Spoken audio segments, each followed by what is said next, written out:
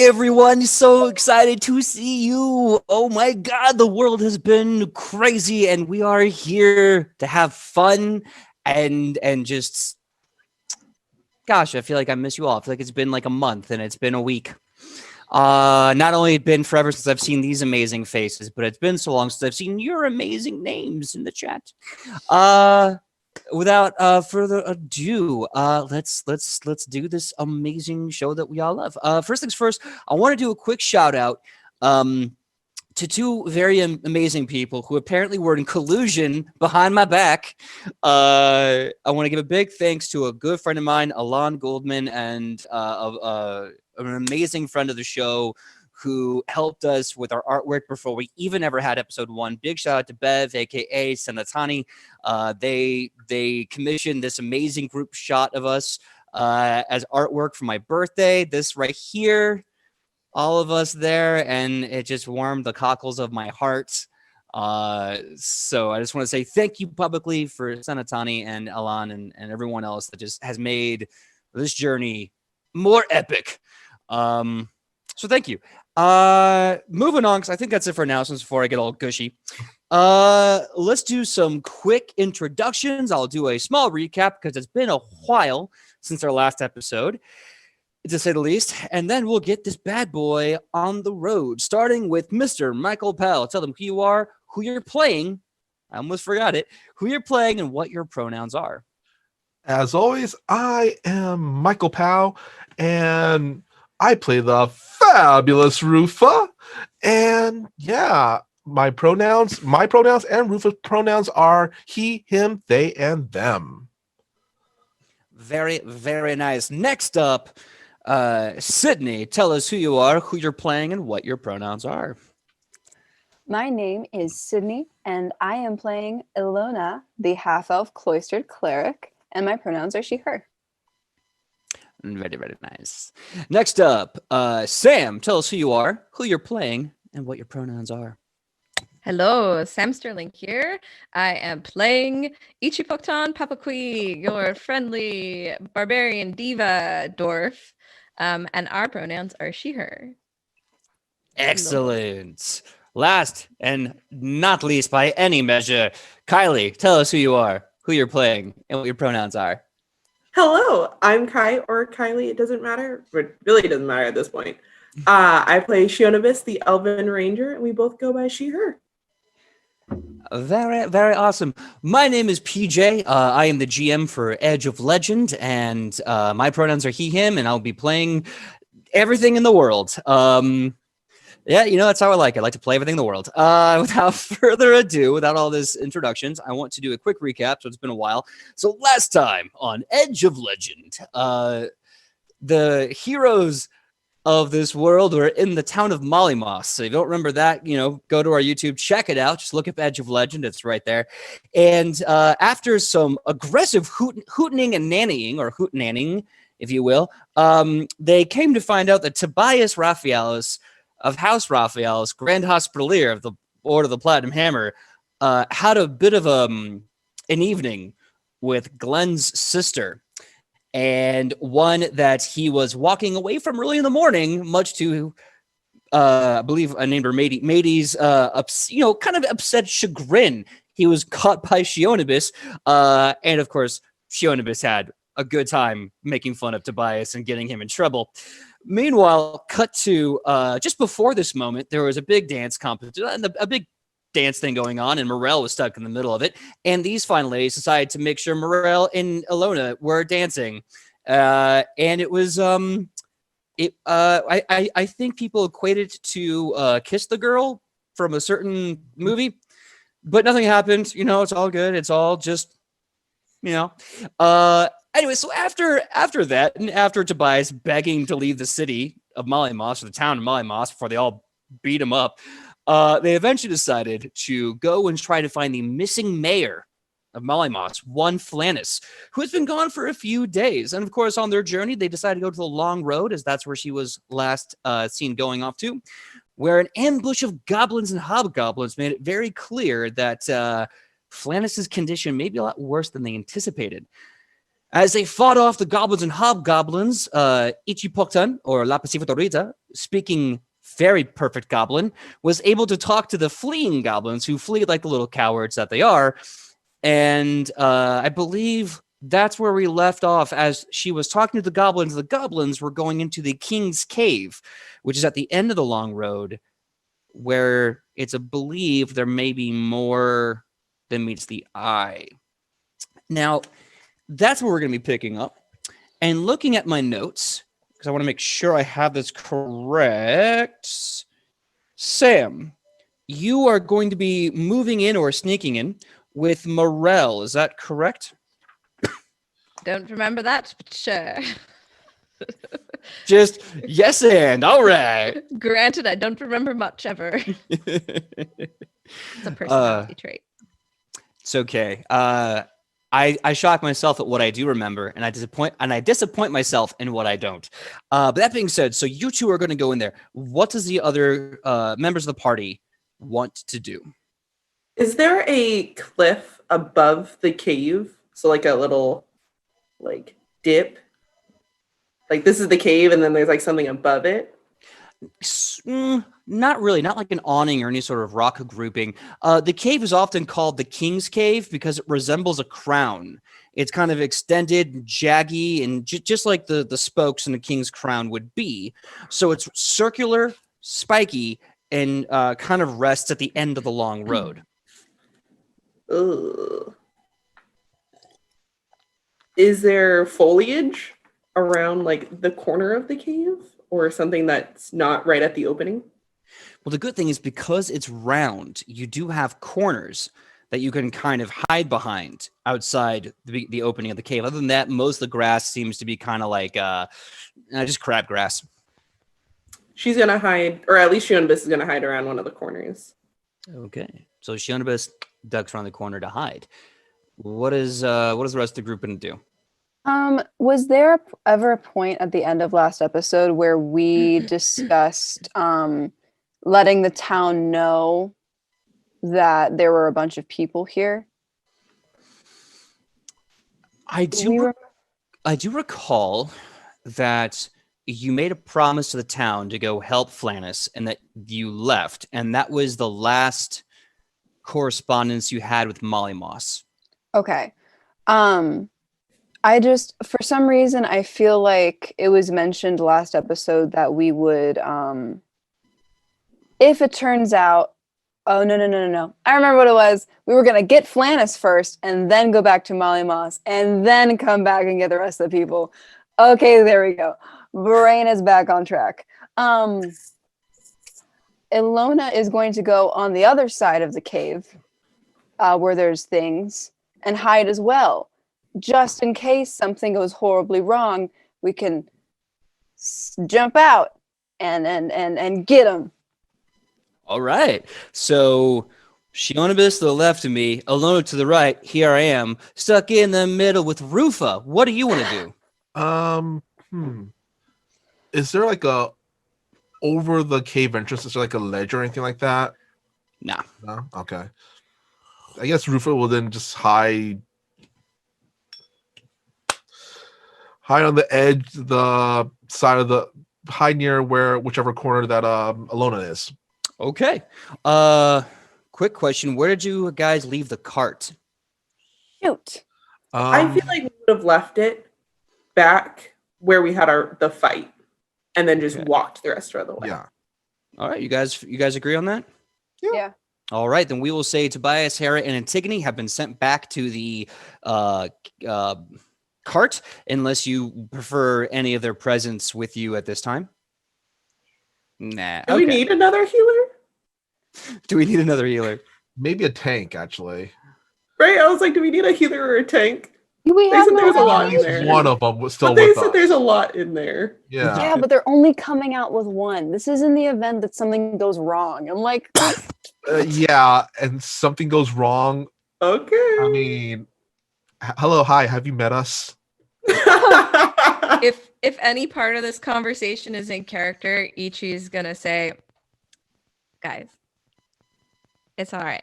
I got it. Nothing's gonna go wrong. We're gonna figure this out. What could go wrong? Nothing's gonna go wrong. Yeah. Rufus is Okay. gonna look. Okay. Rufus gonna look over at Tobias. Goes.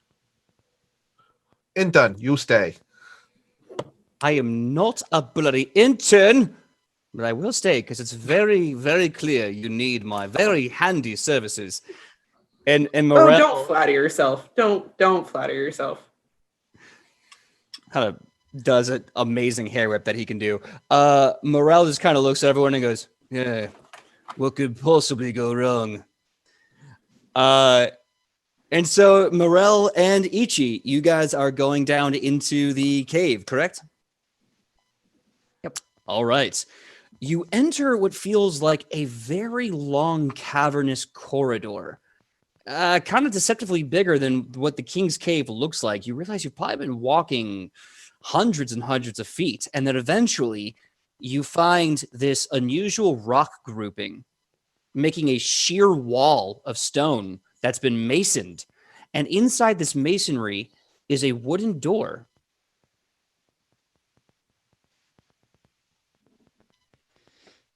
A door. What do you think about this door? We just open it? Morel goes, I don't know. There could be anything behind that door. Should we kick it down first? We trying to be sneaky? We trying to be quiet? Wait, they know we're coming, right? I mean, didn't we tell them we No. would? Also, why the bloody... Why in Afra's flower did you send the guy wearing the clanky lard plate mail to be sneaky? I might as well be a walking... You're right. We're not sneaking. But no. We're shock and awe, mate. We're shock and awe. Yeah, you might as well be blasting the ambient Molly Moss music. We should just knock. Should we knock? Should we just open it? We should open it? What do you think? Ooh, I I'm don't not know. used to doors. He looks at you and he goes, all right, so I used to have an Acadian dwarven friend back home, and he introduced me to something that he liked to call the dwarven lockpick. Are you familiar with it? Where you throw the dwarf through the door. Morel chuckles and he goes, no, that's called the dwarven long dart or the dwarven slingshot, depending on where you're from. No, the dwarven lockpick is and he points to your boot and goes, that's all the lockpick you need there. Your toes and your feet. Ichi looks at her feet. And then she tries the handle. Sorry. I thought that you were like 1, 2, 3, click.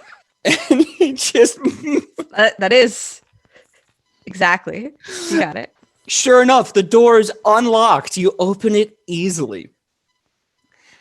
I look at Morel. Morel's like, I see a game. I see a game, you sly dwarf. Also, you're right. This is probably for the best anyway. All right, your move. Oh, my move. You're making the next decision. Oh, bloody hell. All right. I have an idea. He gets his giant shield, completely covers you, and starts walking inside. So it looks like it's just him. And so you're just kind of like sneaking with him. You find another corridor. This time it's not... it's definitely reinforced with masonry, but it's not fancy. It's actually kind of rough to touch. And then the corridor goes about 20 feet, and then this massive structure opens up in front of you. You see this humongous central room, easily about 200 feet, with this circular ceiling going like about 75, 100 feet in the air. You see hundreds of goblins running around like crazy. They're running with these boxes that are bigger than them to the point where all you can tell that it's goblins are their big feet just slapping against the stone. And they're running like crazy into different rooms and different corridors in this massive system. And they're just all swearing and yelling and goblin a variety of things.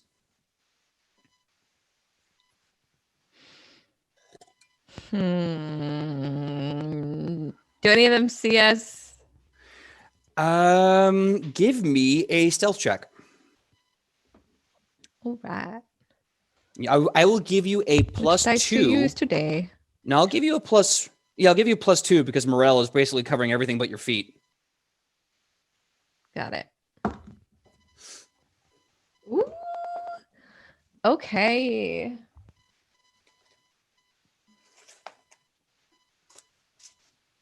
It's 25. That's what I forgot. Oh, nice. Yeah, no one sees you. Even Morel seems to kind of go unnoticed, but mostly just out of the stress and panic of how busy they are. Yeah, so no one can really see you right now. Do I see anybody who looks like hostages, prisoners, people who shouldn't be here? I'm glad you asked. Right now, what you can kind of see, and there's a legend to this, so apologies for the legend. You see this environment in front of you. You see what looks like a weird collection of doors here with bars on the doors. This unusual door in the wall with a lot of reinforcement. This odd shaft off to the right and another corridor off to the right, and something rather important looking in front of you.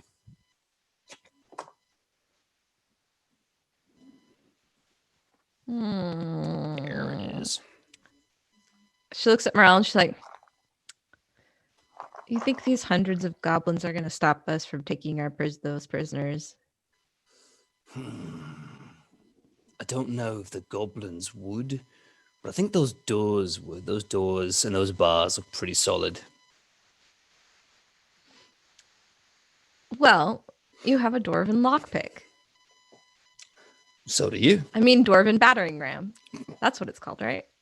Now, okay, so now when you said dwarven lockpick, I thought you meant your feet. Now when you say dwarven battering ram, I'm pretty sure you just mean you.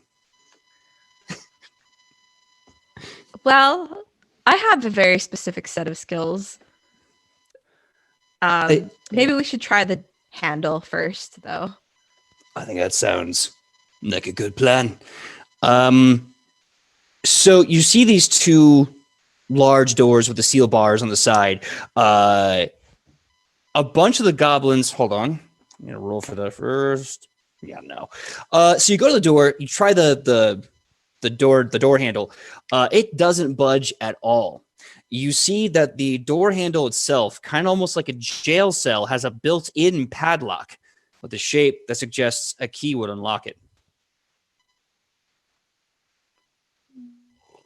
You know, I think we can make battering ram plan C. Plan A was the handle. That didn't work. Plan B taps the lock key. Key. We should find a key. Do you think any of our esteemed friends are good at finding things? Because I'm not going to be good at that.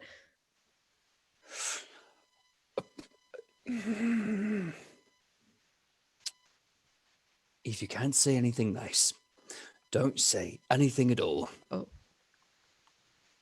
But I do think it's better Oh, to wow. have them here than to not have them here. So I think if we Agreed. get them, that at least increases our chances of finding something.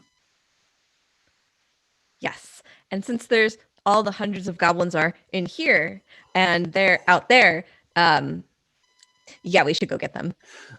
That's a good plan. You start moving back the way you came, correct? Yeah. The goblins don't seem to be minding you at all. They're just sitting there shouting a lot about how... So here's what you hear them shouting. Move faster, the Baron can see us. Move faster. The last time someone made Great King Big Boss angry, he didn't have a head anymore.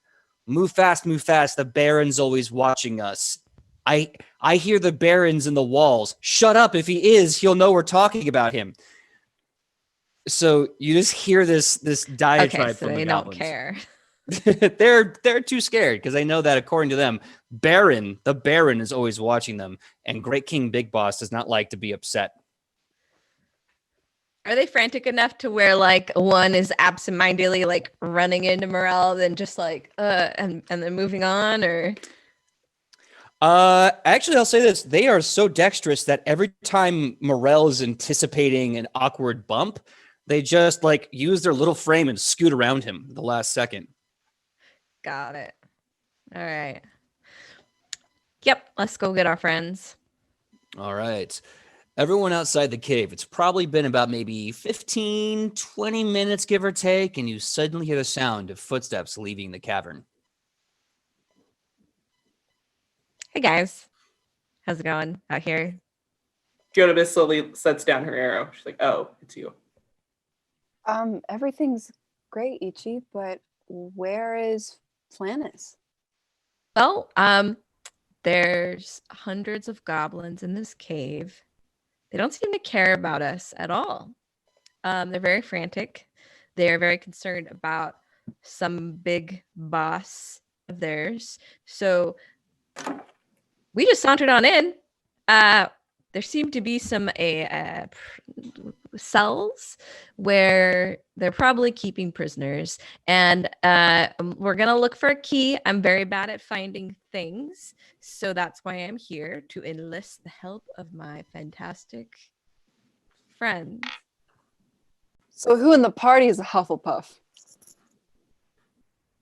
Morel slowly raises his hand. What is Yes. this Hufflepuff you speak of? Wait, if you were good at finding it, never mind. Never mind. Don't. never- No. You never heard about the Arcanium Universitaris out in the middle of the ocean? It's this giant, it's the biggest magic academy on a floating spire in the middle of the ocean. It's said to be owned by Isix, the god of magics. Granted, they got rid of the Ford housing system a long time ago, so they found it to be absolutely rubbish and completely arbitrary. But for a while, Hufflepuffs were just, they were They great were- diviners. And they were particularly good finders. I read Yes. about it in a book. Oh, Anyway. of course you did. Rufus, like in his mind, he's imagining a big balloon that's furry now. A big furry balloon? Yeah. Oh, a Hufflepuff. Okay, I see. So, real talk. Do you recognize this tie? It's actually a Gryffindor tie. I was There's gonna little say. lions on the tie. Gryffindor. Gryffindor. Oh, Gryffindor. really quick in chat. Everybody discuss what house we put each of our characters in. Oh, Oh God. Alona's already Hufflepuff. You don't even have to worry about that. Discuss amongst yourselves. Yes. So, okay, we need to find the key. Are you sure if we all go in there, that's not going to be more alarming than just two people? Yeah, I don't like us all going in. They really don't care. Like, we were about to throw me through a door, and they're just like, they're incredibly frantic. And I speak Goblin, so nobody even mentioned us. And this guy, she like pokes his clank to demonstrate. He's not subtle. No, I'm not subtle. I mean, okay, so the game plan is to go inside the cave and inspect all the goblins for the key? Rufus gonna Well, it's kind of a big old area. So I don't know if the goblins, we'll see. There's got to be a key somewhere. Rufus gonna just look at everybody. Goes, we don't necessarily have to have a key. And he kind of That's right. Plan C is to throw me through the wall. I like that plan. No. Yeah. He kind of he pats it down at on what looks to be a pouch on his sash. Rufus has you covered. Oh no. Explosives? Hmm. No, a much more elegant situation. Usually small frowned upon by explosives. more polite society, perhaps. Well, I can't wait to see. Let's go. All right. So as everyone goes inside, Morel returns the sword and scabbard to Tobias that he took from him. If I just remembered this from last episode because he was about to use it, and he hands it to Tobias and he says, "You've got your methods, I got mine." And then remind me, is Morel actually going inside with you? Yeah, so. probably that would be. Well, Morel, All right, Morel. you could stay, but I really want you to see if I get thrown through a wall. Morel smiles and goes, "That sounds absolutely brilliant. And Tobias toodles off. Toodle off, mate. And Tobias just goes, fine. If anyone needs me, I'll be in the cart talking to two very attractive half-folk women. Yeah. And then he just walks off. Rufus is going to look at the party and goes, oh, the ladies are going to kill him. Money? Who wants to put money on it? I don't have any money. Ichi pulls out a coin, hands it to him. So Hey, no, I will. Morel kind of leans forward. He goes, if we're taking some a bet, I like some of that action. 5 gold says, Antigone punches him in the face. Wow. 4 gold says that Hedda knees him in the crotch. Ooh. 7 gold. We come back and he has a broken nose. Ooh, can I change my answer? I like all those No, better. no. You Oh. can't change. All right, fine. 10 non-existent gold, future gold, that nothing happens. I'll put in 10 gold for Alona. All right. I will hedge my bets and say 10 gold. Alona is correct, and nothing happens. And Rufus we gonna should. quickly jots down all the bets on his notebook. There's the book that we all know and love. Absolutely. Okay, so you follow the same long winding path that there we go. So you follow the long winding path here to the door within the masonry, little door there, and you break through as before. And here you are in the giant kind of goblin cave-like area. And just as Morel and Ichi told you, this place is in a panic. The goblins are running around with giant boxes, screaming shrill and abrasive voices. Hobgoblins are in the middle of it, mostly doing the worst job as the taskmaster, like screaming at them and shoving them and whipping them, yelling at them to get going and moving faster. It's pretty much the state of things. In fact, there's many opportunities where hobgoblins and goblins make direct eye contact with you and then go back to work. They have other things to worry about. They don't care about you. Rufus gonna whisper over to Itchy, goes, what are they saying? They're saying, hurry, boss kills people. Along those lines. Yeah. Who is this boss? Oh, I don't know. Does she remember what like the specific name was? Yeah, they repeat it like ad nauseum. They say Baron is always watching. Sometimes the hobgoblin will call them by their full name and say Baron Borgar. They also mention Great King Big Boss does not tolerate failure and will kill any goblin that gets behind. I relay all of that. And Borgar, if you want to know, is, let me make sure I spelled this right. Borgar. Fact that I spelled it right. Me too, right? First time ever.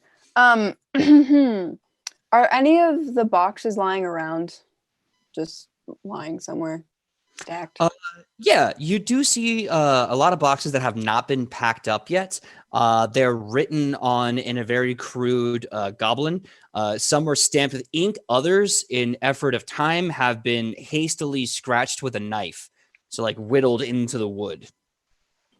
Iluna's gonna go over to wherever those boxes are and see if she can, without anyone noticing, but I guess it doesn't really matter, open one. Sure. Give me also a quick perception check to search. There's a lot of things in your area other than the goblins that may be of interest. Yes. Oh, yay! I don't know what that was yet, but I know it's good. 25! Hey. Solid. So as you're looking at this box, you realize that some of the wood is actually still in the shape of carts. There's at least 5 carts that seem to be missing horses, drivers, and people inside them, kind of almost parked in a semicircle. There's other like 2 or 3 carts that are in disarray as the goblins have ripped the wood from these carts to fashion into some of these boxes. As you're opening up the boxes, you see a variety of things, but it really only seems to come in 2 concentrations. So there's like little stuff here and there, but there's either flasks with a really weird fluid in it. It looks thick and green. And another box has chain manacles that seem really large on the manacles and really long on the chains. Alona's going to pocket one of the flasks. Okay, give me another perception check. Oh, dear. Oh, no. Not as good, but still good. That is a 24. 24. As you pick up the vial and move it, you start seeing the dark green, pardon the analogy, kind of snot-like viscosity of this liquid starts to turn a brighter shade of green, and it goes from that thick, heavy look to like almost like Mountain Dew being poured into a glass. And with that Mountain Dew, you see bubbles start to form at a white, thick foam at the tip. And that quick movement makes this whole bottle seem to get heavier and warmer in your touch. Okay, so confusion. Are the goblins running around with manacles or flasks of this goo? Because if they're running around with flasks of this goo, I am very concerned. Yeah, well, from what you can tell, they're definitely storing something in these wooden boxes. It's probably a safe bet the manacles and the goo, as well as a whole bunch of other things, are in these boxes. Okay, so if I'm running around, it won't explode on me. That's good to know, because that was my first instinct was, oh, that looks like it's going to explode. She's going to pocket it away anyway, and I guess look around and see if she can find a key. Okay, really fast, since you're pocketing one of these, you have a goblin funny bomb. The whole thing is spelled in caps with an exclamation point because that's how goblins write. What this item is, this is a ranged weapon thrown up to 10 feet.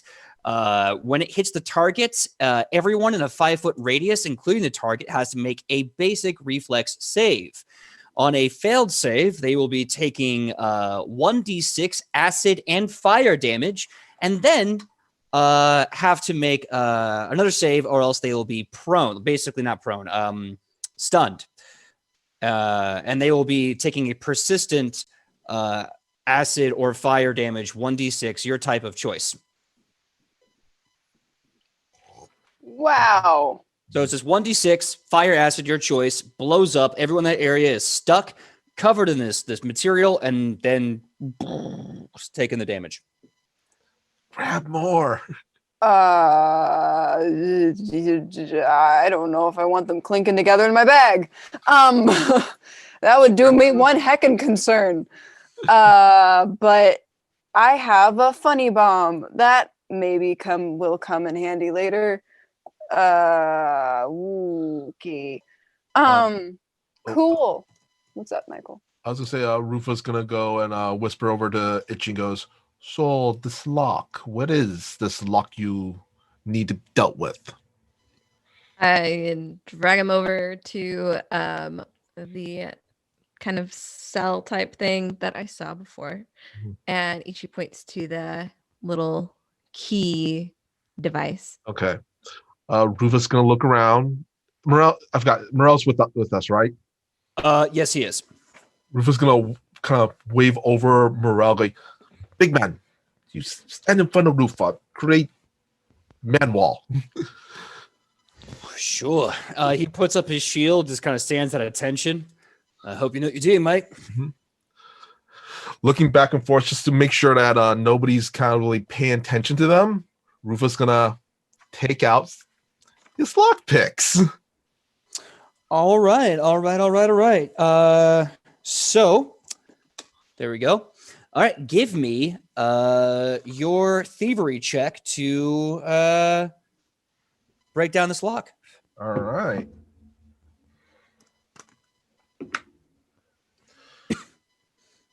$22. So you get your lock picks and you're trying to mess with the tumbler. And as you're going through it, you're like, oh man, this is so smooth. It's so graceful. However, you don't trip any of the tumblers or latches. You're doing everything you can, but you're realizing this is very oddly specific and clunky. And it's very, very good. This is a really good quality lock, and you're having a hard time picking it. Okay. Rufa is going to just, after like fiddling for a while, just said, And he's going to look over at Itchy. Rufa does not think this is going to work. Well, looking at these crazed tiny creatures, which is silly because I'm tiny too, but they're crazed. Why don't we look around for a key? Can't hurt. Oh, PJ, question. Yep. Is there a hobgoblin around that's like kind of instructing anyone or everyone, I should say? Yeah. There's a handful. Take your pick. Is there one that's like standing higher than the others? I mean, are you looking for the tallest one, you'd say? Yes. Yeah. Okay. I'll say yeah. Yep. Okay, so yeah, you can find the tallest hobgoblin. He's maybe like an inch or three taller than the other hobgoblins. He's kind of the dead center, and he's just kind of yelling, making a big deal with his lash and like waving his sword. He's all, he's all middle management. He's no fast tracked upper management. He's kind of having a hard day at work. Can I casually walk over and see if he has a key on him? Are you looking to steal a key from him? I don't know. Maybe. We That's play it by fine. ear, PJ. Come on. Totally valid, my dude. I just want to know what skill to make you roll. So if you want to stealth up to him, obviously, stealth. If you want to steal from him, that'll be a thievery, checkaroo. Or if you want to talk to him, you have all those wonderful charisma skills. Since when does Shonibus talk to people? Come on. We'll steal the key. Okay. Go right ahead. Come on, dice. Come on. Big money. Big money. Oh, nope. That is a 9. Okay. So you go to look at his person. You're trying to grab where you think a key would be. The good thing is you can definitively say, besides the lash and the sword and a basic tunic and armor, this hobgoblin has nothing on his being. However, because you rolled a total 9, the hobgoblin looks to you and he's seething, like his lipless mouth peels back to reveal small, tiny, little dagger-like teeth, and his eyes kind of glare from these heavy, eyebrowless ridges, and you can see like little hairs starting to form what might be a hairline, and it wrinkles. It looks to you and goes, Can I make an intimidation check? go right ahead. I just want to stare him down. Just like no emotion, just like daggers. Oh, that's so much better. That's going to be dirty 20. Dirty 20, much better. So as he kind of starts seething at you, you give him the whole, like, you look him in the eye, he goes, and then slowly turns around, and then just gets back to the lash and the sword and the goblin screaming. She's going to walk back to friends. Yeah, it no key on him. Yeah. Check that one off.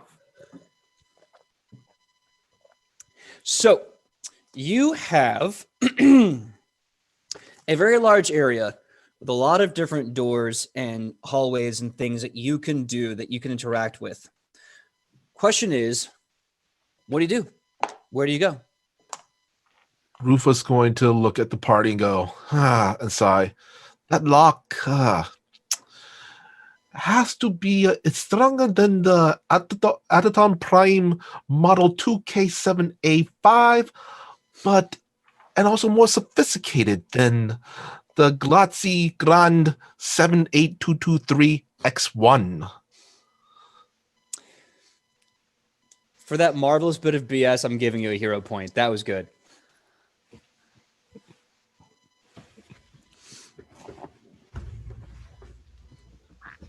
Well, seeing as your fantastic skills were not working, let's check this place out. I mean, what could hurt, right? Right? Ilona specifically is going to take a look at one of the doors that hasn't been opened yet. Not the barred doors, but one of the big one that looks like it's got a lot going on. All right, the one with the kind of like wooden archways, the one that looks like it kind of rounds out. Yes, that one. All right. So you see this massive ornate door made of wood, very nice craftsmanship, and even has this like beautiful wooden ornate archway. All of it is recessed into the stone. This was not just thrown up against something. This was carefully crafted, manufactured, masoned, designed, and it looks like it's been here for a very long time, at least more than these ramshackled football heads running around just screaming about Baron Borgor and Great King Big Boss. Ilona's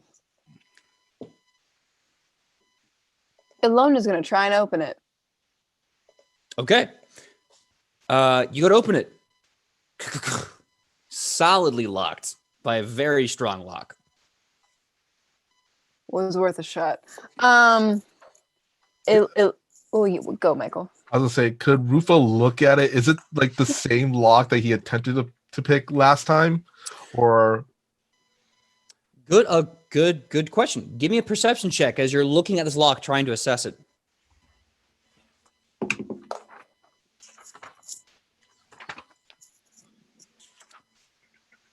$24. All right. As you look at it with a 24, you can tell it has a similar structure to the door that you previously tried to lock. It looks like a very specific key opens this, and this is made very, very well. Could specific key, as in same key that would be used for the other lock?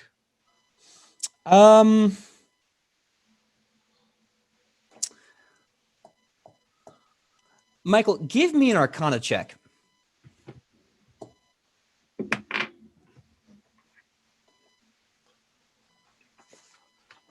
$17.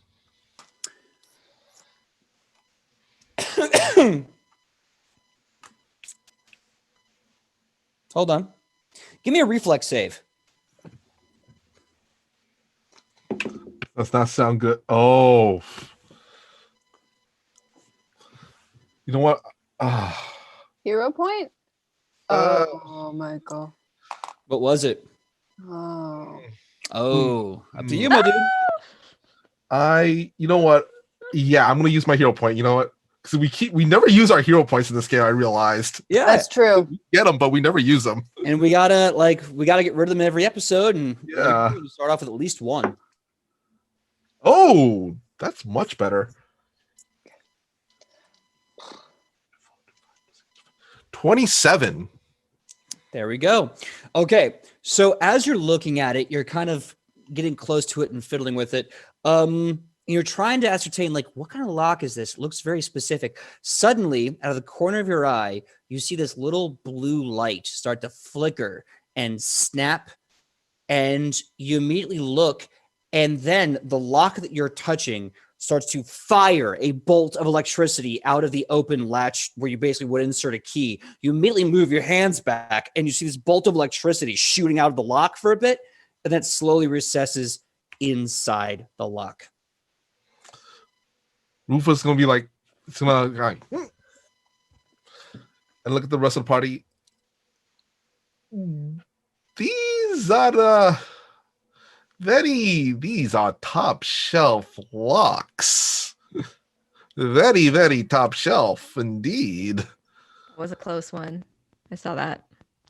Ilona's gonna go over to Ichi and say, I need your help with something real quick. Okay. Okay, so what we're gonna do is we're going to go over to that hobgoblin, and I'm going to tell him that I work for the Baron, Borgor. That's so funny. I'm gonna work for the Baron, and I need entrance into that door, and maybe they'll let me in. Okay. I like where you're going. Will you let me try something else first along those lines? Go for it. Okay. Ichi is some corner of this cave that's kind of like out of the sight of the hobgoblins, but there's still goblins like running around. And she looks for a particularly frantic goblin running by, and she grabs him by the scruff. Okay. Is that possible? What is your bonus to athletics? It is 8. Yeah, I'm gonna give it to you. With an 18, you just like grab one, and he's just like, no, and you hear him go like, "No, me mustn't work it. I have work in is or Baron kill. Great King Big Boss be so mad." Hey, buddy. Don't worry. I'm here to help you. You got a lot of work to do, right? Right? Many work making much task. What are your tasks? Maybe I can help you. He starts pointing everywhere, and he just goes, "Get boom boxes to boom room. Get boom room ready. Get all the wood from crates, from those things turned to crates. Get chains ready for other room. Get subjects ready for boat. And then we have to make Great King Big Boss happy. And Baron's always watching. Baron always watching." Oh, good. Yes. He's always watching, and all these things. Yes, I can help with those. Yeah. So the subjects, are they the people behind these locked doors? Though not goblins, not hobgoblins, not you. Yes, it's we take them from road. We jumps them with ambush, and we takes them into the wall hold. Well, I actually have written down what they called it. We take them and we put them into big room mini holdings. Oh, you do. Wow. What great work you do. Employee of the month. How many have you gotten? Wow.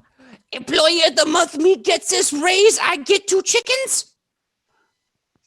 I will put in a good word for you. So I'm curious how many, because I heard down south there's a lot of goblins. They've got about, I went in a cave. They had like 7 people that they stole. How many do you have? Do you have more than that? Do you have We less than that? have Just curious. so many more than 7. We have like.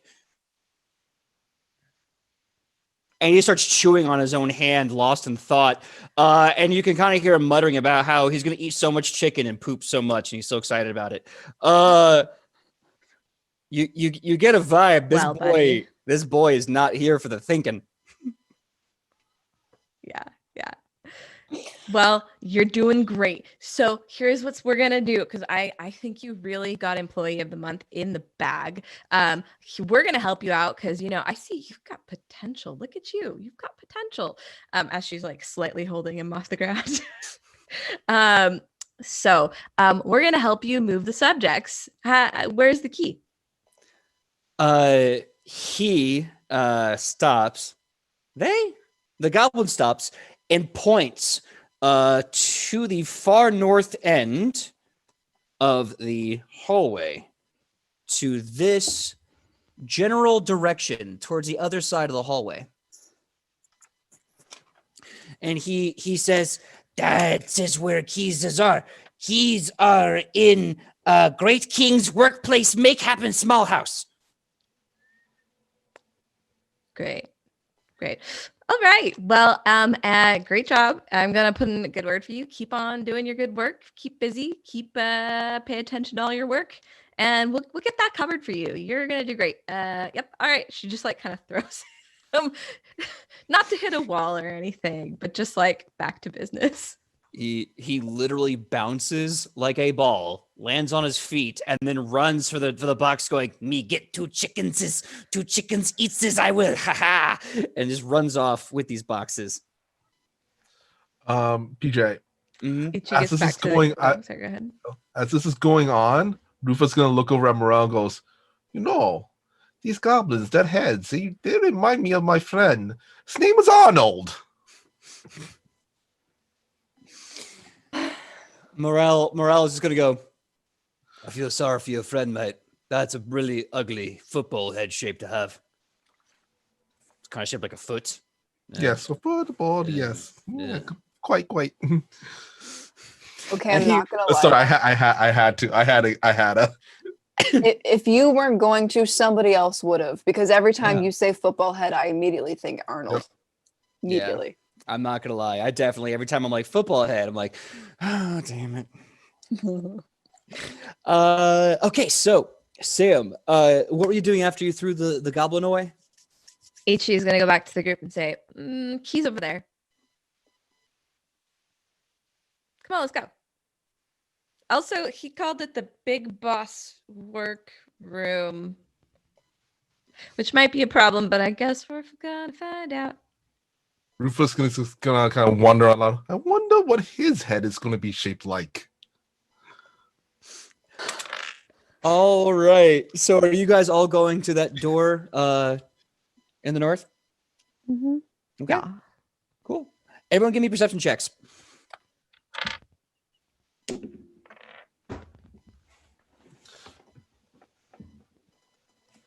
That's a 12.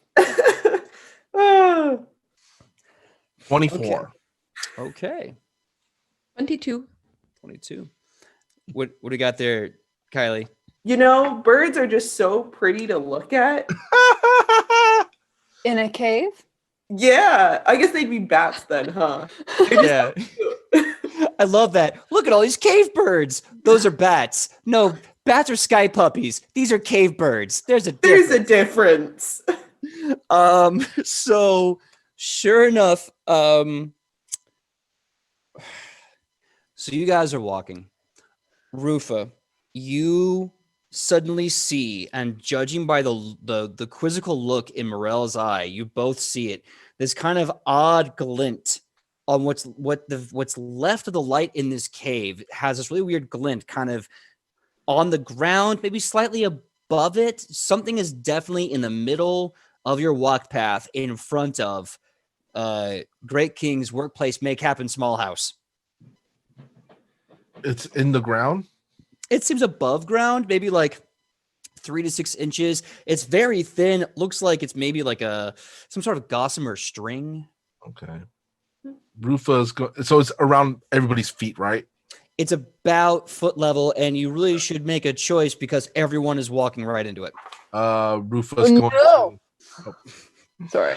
I was gonna say Rufa's going to before they make any more steps forward, it's gonna party make that stop motion.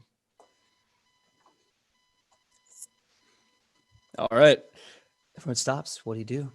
Rufa's going to kind of look over that to Morel since they kind of share that look. Goes kind of like, did you notice? Do you see what I'm seeing? Look. Yeah.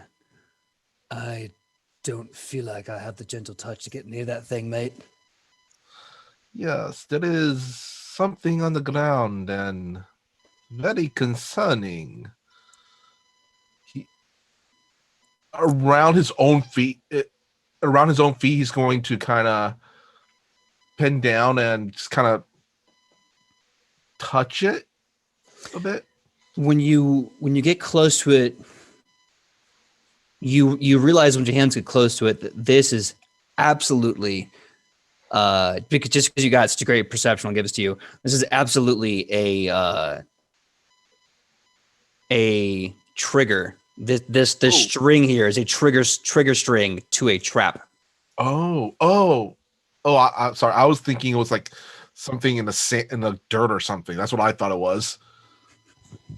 Okay, Rufus gonna just look at everybody and goes, the floor, it is that is a in Rufa's experience, perhaps a trap or trigger or something. Can I try to make a what is it called? What would a okay, I'm blanking on what would a search or perception. Are you looking to disarm the trap? Rufa's gonna first try to see what it's connected to or something. Give me a perception check. Also, while you're doing that, big shout out to the raid we got. My name is, I believe, is the name. It's a lot of really awesome numbers and letters. Thank you so much for the raid. We're so happy to see you. Welcome to Edge of Legend. We hope you like it. I think it's my own nemesis. Oh, Ooh, that's it's good. it's definitely Mhm. my own nemesis. Hi, my own nemesis. I'm sorry I got your name wrong, and thank you, Sidney, for correcting me, because that's very different. It is. I like the name. Very, very cool. Yeah. I got a 22. 22. So you do that thing where you kind of follow the string and you kind of follow, and you start to realize your eyes start to track this kind of Rune Goldberg device that ends up to the very tippy top of the ceiling with a string of rope embedded in the ceiling. And there in the ceiling is this massive boulder covered in wooden spikes and latched with rope. Ooh. And you Okay. know the minute that thing trips, Yeah. it's just going to be... Okay. I don't know if anybody else seen this TV show called Monk, but Rufus basically he's basically framing the room kind of like with his hands, like, and just tracing how everything would go. Hopefully everybody's like kind of following his hands when he's like doing the framing thing, and then finally stops on that the big thing, the spikes and all that stuff. Okay, this is another case where the character is smarter than the player. Okay. What would I need to kind of figure out how to either jam it to disable the trap or what? So if you want to disable this trap or jam it, same thing in this case, I will need either a thievery or survival check. Okay. Would it be possible to okay, I got an idea. Would it be possible to jam it, but it'll be kind of a temporary jam where, it's like if you stick like a spike into something and then when you pull it out, it triggers. That makes any sense? Yeah, I see where you're going for. Regrettably, though, judging from the design of this trap, you realize it's kind of like activate or deactivate. Okay. There really is no holding onto it. Like you can't pause it. Okay, then Rufus gonna at the very least try to disable it then. Okay. With a thievery.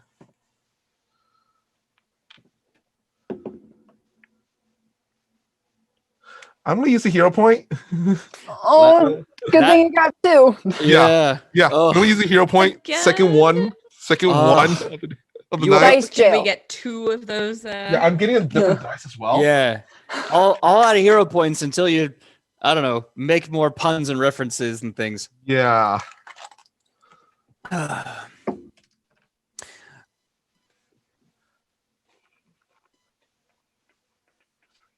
23. That's a lot better. Much better. That is absolutely what you needed. So yeah, sure enough, you're able to pin down the tripwire and sever it and the whole thing. Basically, the trap is disarmed, which is a good thing. Otherwise, you all would have probably taken at least 2d6 plus 6 bludgeoning and piercing damage. So you have disarmed the big hurdy swing. Is this you have written this name down too? Yeah, I've named in Goblin everything in this place, and the Goblin word for this trap is big hurdy swing. So yeah. I just love you so much, and your big creative brain. Big brain goes in big muscle, boy. Thank you. I am strong, I am swole, and I'm smart. But moving on. So Your you're brain going is swole. My brain is swole. Yes. Actually, I feel like That I sounds hope. awful. Actually, Yeah, I was gonna say I hope my brain isn't swollen. sorry. Pretty sure that's how you die. Take it back. Moving on. No, it's okay. The heart of that is what mattered, and I feel it in mine. So you've disabled Big Hurdy Swing, and with that, you are now free to enter Great King's workplace, make happen small house. Exclamation point. There's an exclamation point on everything here. So the door is unlocked and opens up at the slightest twist of the handle, and entering into this room, you see a rather scrupulous, organized, and well-to-do office room that greets you as you enter. Of all the things in this unusual cave, there stands a rather large, well-crafted desk. Many trunks of storage are lined against the wall. The really only concerning details are there's a rack in the back corner with many chains and manacles. Manacles? That's not a word. Manacles hanging from the rack in the back corner. You are now in Great King Big Boss's office. What do you do?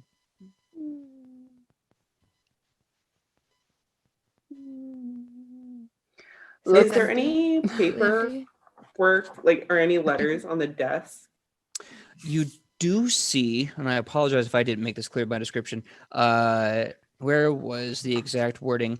Oh, no, I didn't put it in there. You're looking at the desk. The desk does seem to have a series of papers. A series of papers seem placed meticulously in this perfect stack on top of the desk. Looking through them all, one, though it's all in the chaotic scratchings of goblins, looks like it's an inventory list, because you can see scratch of thing here and number, and it's a long inventory list and a shipping manifest. You can tell because, again, it's on like an actual shipping manifest paper docket. And the others seems to be a letter. It's written entirely in Goblin. And lastly, you find a self-portrait by Great King Big Boss. She's not even gonna look at the portrait. She's like, nope. I'm glad you did that, because this is the portrait of Great King Big Boss, drawn by Great King Big Boss himself.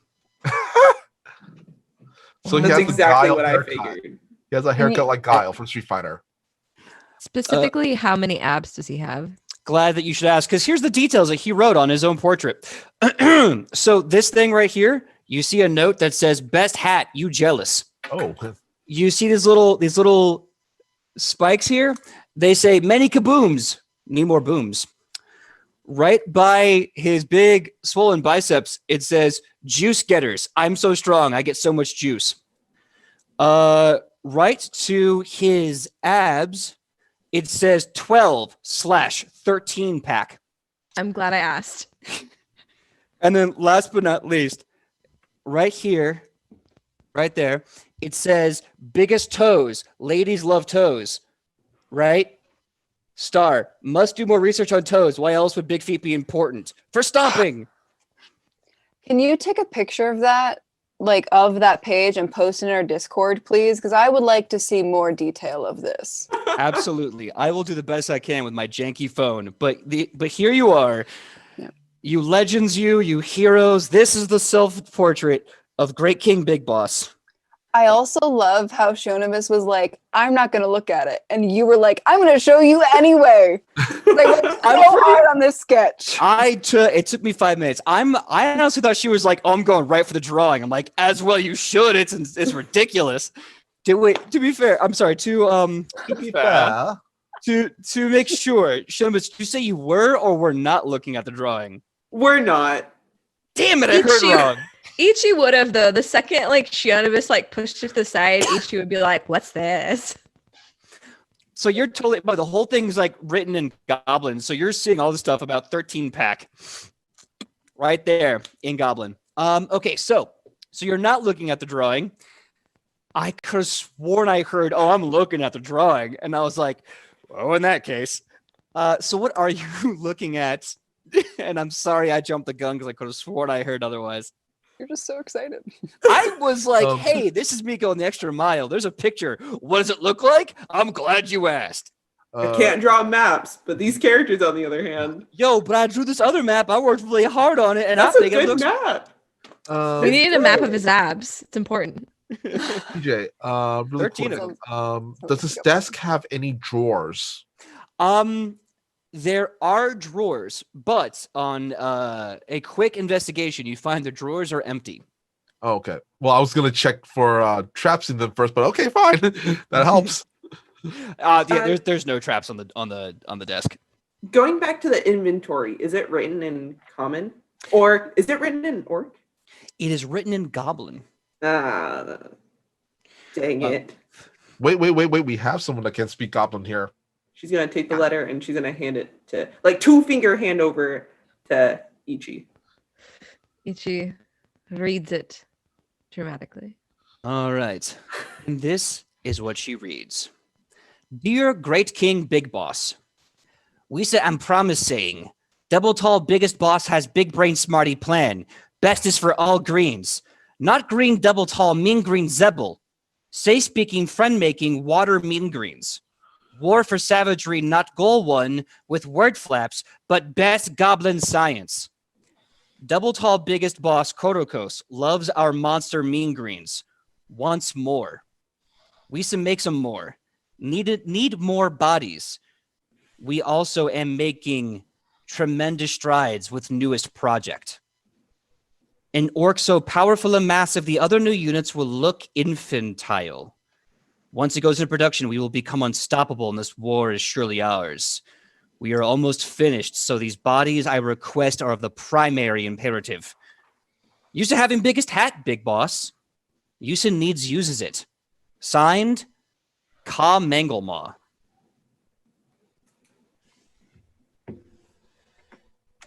Ichi reads it out loud because she doesn't know what all of it means. But she knows the name Korokos, and she knows enough to know that this has something to do with their mad scientist orc mutations, and that they're going to use those people to make more bio weapons. We gotta get him out of here. Let's find that key. Really quick, while everybody's, I guess, now checking the desks, Rufa's gonna just check the other stuff in the room. Sure thing. Go ahead and make a perception check to search. Also, everyone give me, because I know the way I design goblin speak is very annoying sometimes. I don't blame you. Goblins are very annoying. So everyone give me, who was listening to that, give me a, I'm trying to think of the best way to put this. Lore check if you speak goblin, or perception if you don't. Yeah, let's go with perception. Perception for what, no, what am I doing? Intelligence, D20 plus raw intelligence bonus. There we go. 17. 17. Oh my dear Lord. Ooh, a dirty 20. 11. Nice. Okay, so now I don't know everything that stood out to you, but there's one thing I want to make sure is definitely said. There's a moment where, and you're going over this, Sam, in character, where you're talking about how the not green, double tall, mean green, Zebel, say speaking, friend making, water mean greens. And you and Alona are able to kind of understand that Zebel is working on making a diplomatic treaty with the Blue Rock tribe of orcs. And it sounds like they may be joining the war in Korokos' favor soon.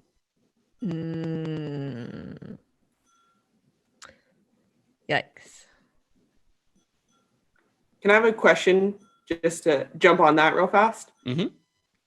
When we left Zebel at Alphon Prime, did he say that he wasn't going to work for the Green Army anymore?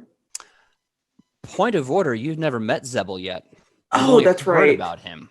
That's right. Then who was it in Alphon Prime? We met Zaka and we met Korokos. You've not met Korokos yet. You've met We Xanakin. There we go, Xanakin. Xanakin. Sorry, a lot of names. Okay, so Z names. Zebel you have not met, but when you went to Bryax, you found an agent of Zebel reading something. Unfortunately, I don't believe that was really something that you looked into, but you know that Zebel's agents were able to get everyone in Bryax to willingly turn themselves into the orcs and leave the city of Bryax. You also remember. Oh, thank you so much. That means a lot. You also remember. I think who you're thinking of is Lofen Sempris. That's what it is. Lofen Sempris, who was the senator now in Adelphon Prime, who had been a mole for the Green Army. That's right. Okay, cool. Oh, Cool. you mean my my little bird? That's right. Your first little bird. Yes, Varys, your first spy. So Ichi reading this letter off to Alona kind of gets a sense of, so it sounds like if we find this key and we get these people out of here, they at least puts a wrench in their plans where they can't make some crazy bioweapons out of them, but also maybe we can prevent this treaty from happening later. Ooh. That's a great idea. That's a fantastic idea, Ichi. Okay. How are we going to sabotage the relations between the Green Army and the Blue Rock tribe? Well, what about explosives?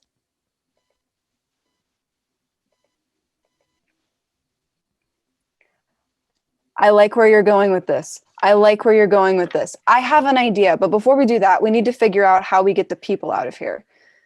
So we need to find that key.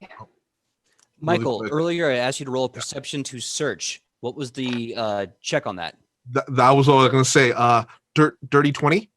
Dirty 20. Very nice. As you're looking around Great King Big Boss's room, or Great King's workplace, Make Happen Small House, as the goblins call it, you note that aside from the desk, there are two other places of interest in this room. This room is also very scant, very small on things. So if it's not this one, it's the other two. The rack itself that's in the back corner seems to have chains and manacles that are rusted with age and worn from use, hanging from the rack like tools of trade. Etched into the wood of the rack appears to be an odd symbol. This will require a religion check to understand better. That being said, you also see along the three trunks in the back of the wall, one of them was closed too quickly and the latch didn't set, which means it is not locked and you can easily open that trunk at your leisure. Okay. First, I'm going to just roll a raw religion because I don't believe I have religion. Nope. So just raw wisdom, I guess. All right.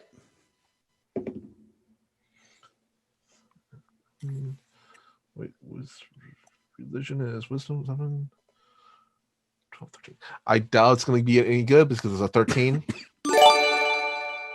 You have no idea what this symbol All right. means or alludes to. All right, with that, Rufus going to just kind of wave Alona over and just kind of like does that pointing at the symbol like, huh? Eh? All right. Alona's gonna take a crack at it. See what happens. All right, make that religion check. See what's up. All right. Come on, religion. Ooh. This what you've been training your whole life for. Come on, 25. All right. Hey. The symbol etched into the wood is one of two crowns linked like chains together with a circle of chains around them. You recognize this symbol as the breaker of wills, the destroyer of freedoms, the great oppressor, the king of the shackle, Ravan, brother of Magadon, the greatest of the two lords of hell, betrayer, and the betrayed of the gods of the astral realm. Oh no. As Alona's doing that, Rufus going to open the trunk. Before Alona can stop him. Clearly. Oh my I god. made that decision. I made it like in character. That would be what would happen. Oh, I'm totally So- down for that. Also, huge shout out and thank you for the raid from Paizo. It means the world to us. And thank you for Ooh. joined us. We are a Pathfinder 2nd Edition homebrew campaign. Hope you guys love the show. And also, thank you, Level 5 Hype Train. I will definitely come up with a surprise at some point. I'll try to figure that out. I'll see what happens. That being said, so you throw open the trunk. You notice inside is a series of carefully stored glass vials with a thick and viscous green liquid, maybe one that you've seen somewhere before. The label on them is written in Goblin. You also see on the top of the lid, so as you open the trunk, there seems to be 3 metal hooks, and each one has a key. So many keys. And I'm going to give a quick shout out to Reap Psyche, who said, "Licks of Legend, do it, you coward." Oh, that's right. Oh, wait. Oh, I forgot to mention. Oh, hey, we have to do that. Okay, so what happened on Twitter today is that Reap Psyche, Bearded Scald, i.e. Ian, who plays Woodwort, and I got into a discussion on Facebook about licking because there is a trend going on out on Twitter. Sorry, Twitter, not Facebook. On Twitter right now, that one of the questions you ask people is, "Would you lick me?" And I always say, "With your consent." And then somehow we got on the subject of we should make a one-shot called Licks of Legend and somehow incorporate that into something. I know we already have so many one-shots planned. No. I'm only sighing because I already have a great one-shot that Licks of Legend works for, but not because of licking. I've been planning a Battle of the Bards from Garage to Stardom one-shot where everyone plays a bard and you struggle to get a record deal.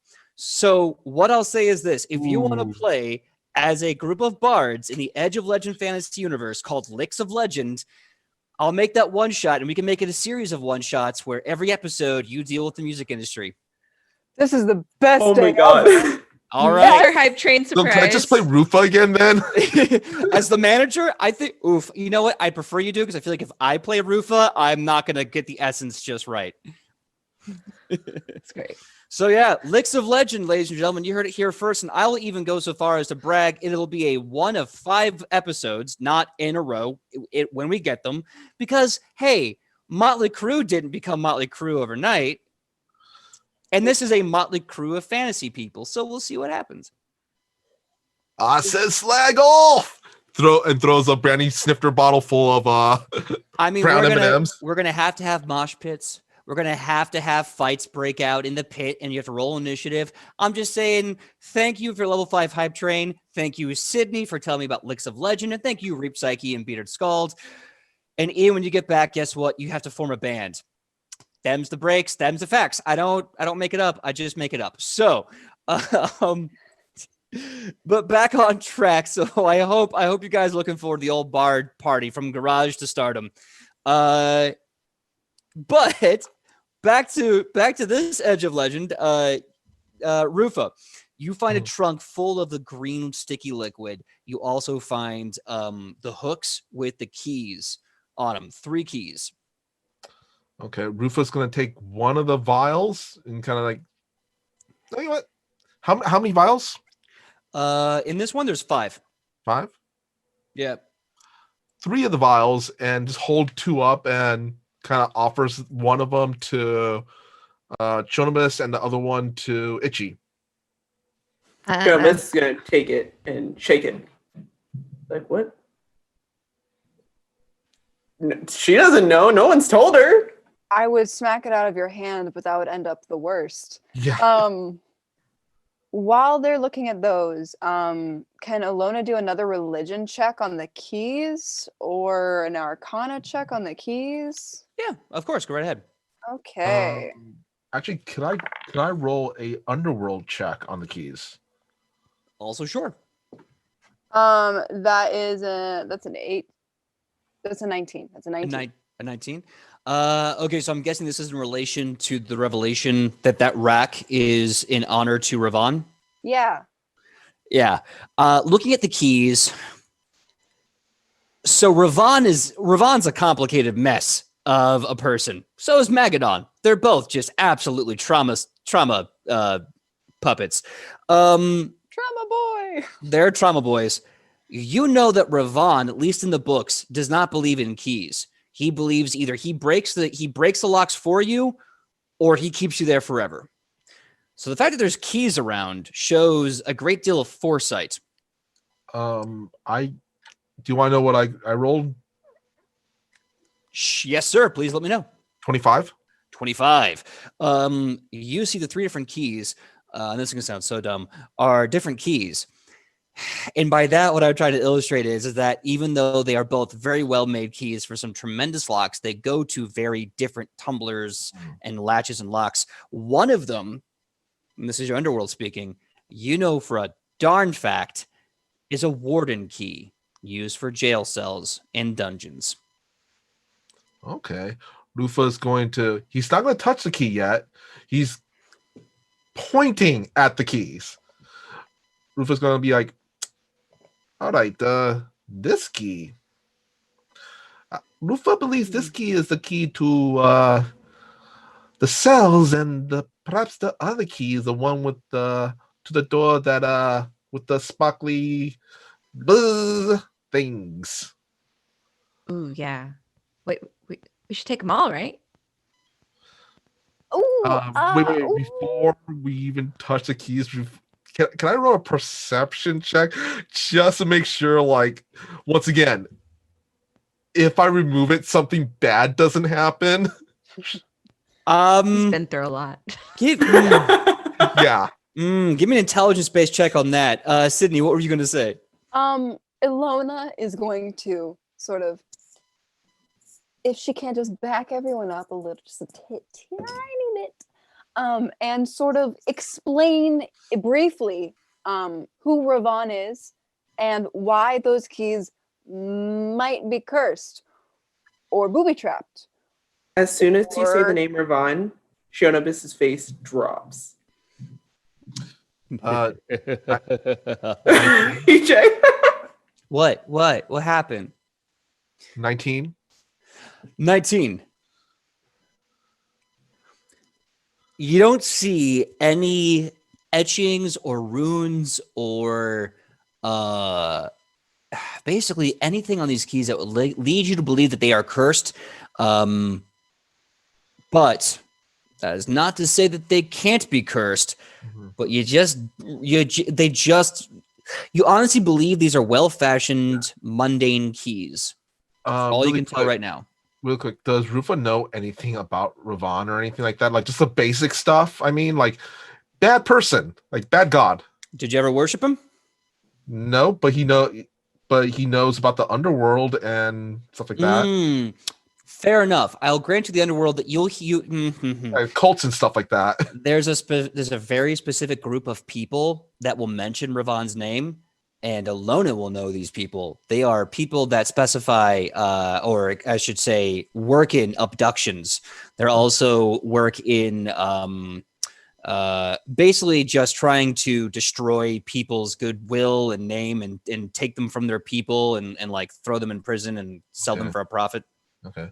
Rufa's gonna look at the keys and just kind of point them.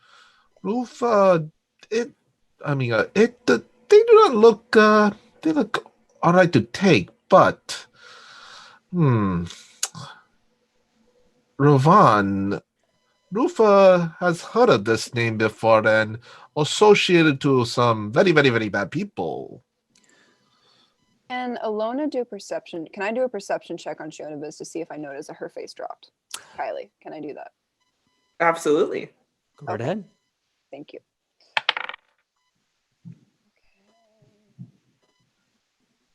That's a 15. Okay, let's do this. Hold on a second. Shinobius, what is your bonus to your willpower save?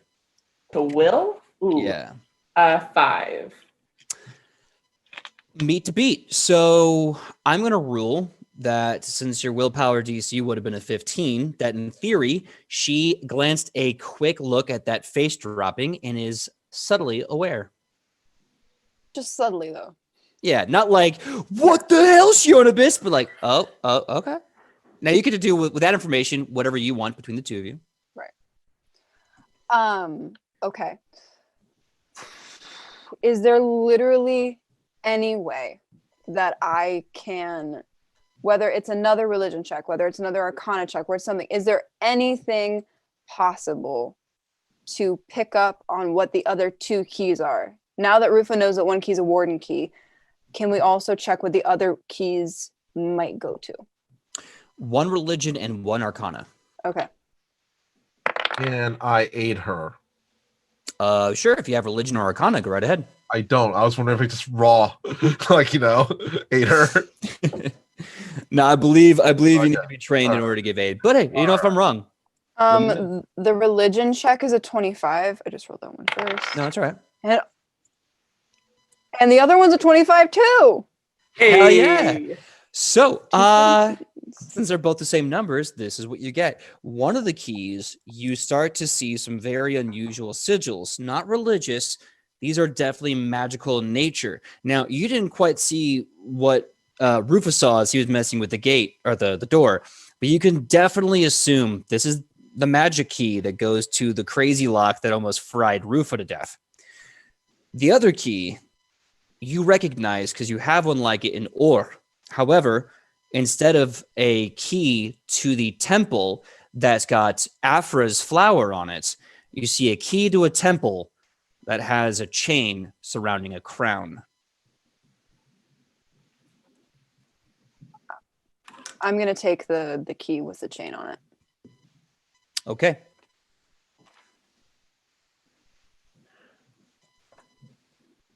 You have the key with the crown and chain on it. Does someone want to take the magical key? Wait, do we know that the magical key is safe to take yet, or? Nope, we don't know. Jonas is going to take it. All right, Shionibus, you take no damage as the key is just a mundane key for a magical lock. Right on. Or I should say the other key for the magical lock. So you have 3 keys.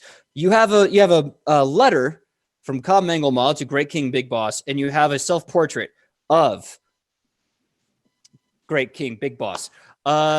You are still in the office. Great King's workplace, make happen small house. Where do you want to go next?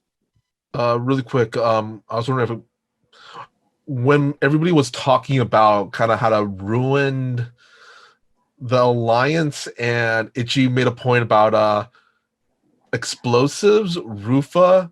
Can I say Rufa's going to now kind of look up and goes, oh, and by the way, that idea about the ruin the alliance thing, explosives, very good idea. Perhaps you will allow Rufa to add a bit of a little chatty on top of that sundae. Oh, Rufa, of course. You taught me the best. Why not? Why don't I only we, watch you and learn. Why don't we attach a letter or make it seem like they are a gift from each of the opposing parties? Ooh. Boom gift. And that way, once, boom, of course there's going to be runoff, but those runoff will suspect each other, and any future alliances will be ruined. I like it.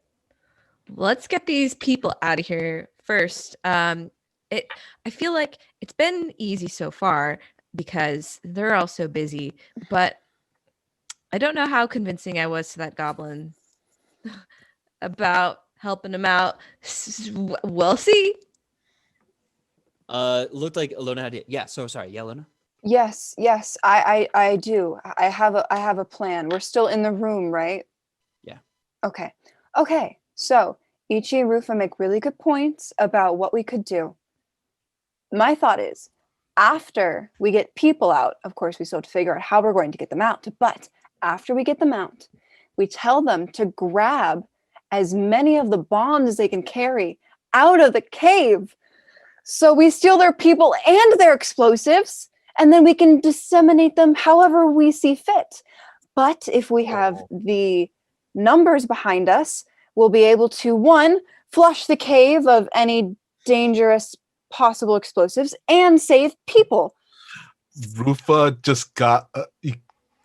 everybody I want to say everybody sees kind of a devious, kind of an evil look kind of go across Rufa's face. And he motions Itchy to come closer. Oh. Yes. Dear Itchy, would you mind helping Rufa out with something? I need your translation help. Of Really course. quick, PJ. So this goblin group is from the main group, not the the Blue Spear tribe, right? No, those are orcs. So Blue orc tribe. they're an entirely different group of people. Okay. I was wondering if, with the help of Itchy, would this be possible? Rufa, he has all this writing stuff. He's gonna forge his best letter in a handwriting that would be like kind of a goblin or orcish or whatever. And on that letter is gonna say, it's gonna look like a letter of kind of orders from the Blue Spire guys. Okay, so remember the Blue Rock orcs are Blue not Rock? goblins. Oh, okay. Yeah. Well, from the other group, I mean. I'm Which basically planning group? fake evidence. Okay, which group are you thinking of, or like what would the group be? No, the alliance. The that was okay, supposed to happen. yes, those are between the orcs. The goblins are part and parcel with that because the goblins are also an alliance. Are you trying to make a letter from the Blue Rock tribe that's not yet in the group in Goblin? The goblins right now are aligned with the main Green Army, right? Yes. Okay, this will be a fake letter from the Blue Rock tribe. Okay. Okay, cool. So you want to fake a letter in Orcish Mm-hmm. from the. Okay, cool. You can definitely. I mean, hell, you can use Shonibus for that too. Okay, Both those ladies are. I think both Sam and Kylie speak Orc. All right, then both. Rufa's also gonna motion Shonibus over. Shonibus, friend, if you do not mind, help Rufa with this bit of idea that Rufa has. First, Ilona, love the idea, love the enthusiasm. My thing is, I'm afraid that once we get these people out, we don't know how heavy those boxes are, and these people might not even be able to carry themselves out. That is a factor. Might not be one, but it might be one. True. We don't know how long these people have been in here. We don't know what they've endured. We don't know anything. But don't let me discourage you though, because you're doing great, kid. You're doing great. Yeah, Rufa, I'm coming. All right. So let's make this very quick. Rufa, give me a deception check. All right. Ooh, I'm really good at those. Okay. Ooh, that's a good roll. And this is since this is part of the Green Army case, I get that +1, right? Yep. So this is going to be from the Blue Rock tribe to the Alliance. Got it. Yeah. This is going to be 24. No, this is just from the Blue Rock tribe. I'm going to make it look like it's some orders that fell out of a Blue Rock tribe's members' pouch or something that just got left behind. Okay, you basically are trying to plant the Blue Rock at this location. Yeah. Got it. Okay, give me that deception check. Oh, yeah, I got 24. Thank you. All right, cool. So with the deception of 24, you have planted this letter at this location. Let's do that. And for 1 second, while I write this down. Yeah, I'm just gonna say Rufa's going to kind of crumple it up a little bit, hide it, but it's like kind of an obvious hide. So yeah. Okay, so that being said, we are going to come back in 5 minutes. And yeah, it's already 9:38, so at least Pacific Standard Time. We're gonna come back at from a 5-minute break. When we come back at 9:43, we're gonna get right back into this because we have a lot to do. It sounds like the ladies and gentlemen and everyone else are gonna go to the cells with the keys, as well as a bunch of other things. So we'll see you in 5 minutes. 9:43. See you then. Hi everyone. I was having some water. Right. So we're going to jump off right into it as the group leaves and Rufo plants the evidence and the keys are taken. They move straight to the, hold on, I'm going to get this right. The title in Goblin, why can't I find it anymore? Anyway, they go to the cells. And sure enough, as you slide the warden's key in and turns it, the door opens with a heavy metallic snap and the scream of the thing opening. You can see all the goblins stop dead in their tracks and look at you. Shonibus immediately said, "Nothing to see here. Keep going." Darn. I was gonna say something, but you already made a screech thing. 1 second. So give me a check, whatever check you want. Alona, Sidney, were you gonna say something? No, I was just gonna say if they give us more of a hard time, Alona's gonna jump in and say, "We work for Big Boss. Don't mess with us, or you'll all die." Oh, okay, that's good. That's good. Does it matter whether it's? We'll do diplomacy, I guess. I was gonna put oil on the hinges. I have oil. That's a 25. You mean? Oh wow. No, what? I was gonna say, you mean put oil on the hinges like the Tin Man in Wizard of Oz when he's Yeah. like, I would think like if we're gonna go in sneaky, like oil the hinges. So, Shonibus, what do you say? Again, remind me what you're going to say with that 25 diplomacy to get these goblins to just look the other direction. She literally scans the room nice and slow. Nothing to see here. Keep going. Like sassy, like Sophie from Golden Girls, if you will. Yeah. Or sassy Obi-Wan. Yeah, So the goblins look at the hobgoblins. The hobgoblins look at Shionibus, look back at the goblins, and then goblin just go, "You heard the girl, get to work." And the goblins are like, and they just start running now. Instead of all over the place, they're now all heading into this other alcove that you haven't been to yet in the opposite side of the room. Once the doors open, you can go inside. Where you're standing, you can see there's easy like 30, 40, 50 people in these massive cells. And the cells basically take up the entire floor to ceiling, almost 75 feet of bars, easily 50 to 75 feet of space. And you can see there's a ton of people in there kind of moving around listlessly as you enter, with a very palpable sense of confusion as to why you're not goblins. Wait, so are any of the goblins around here? No.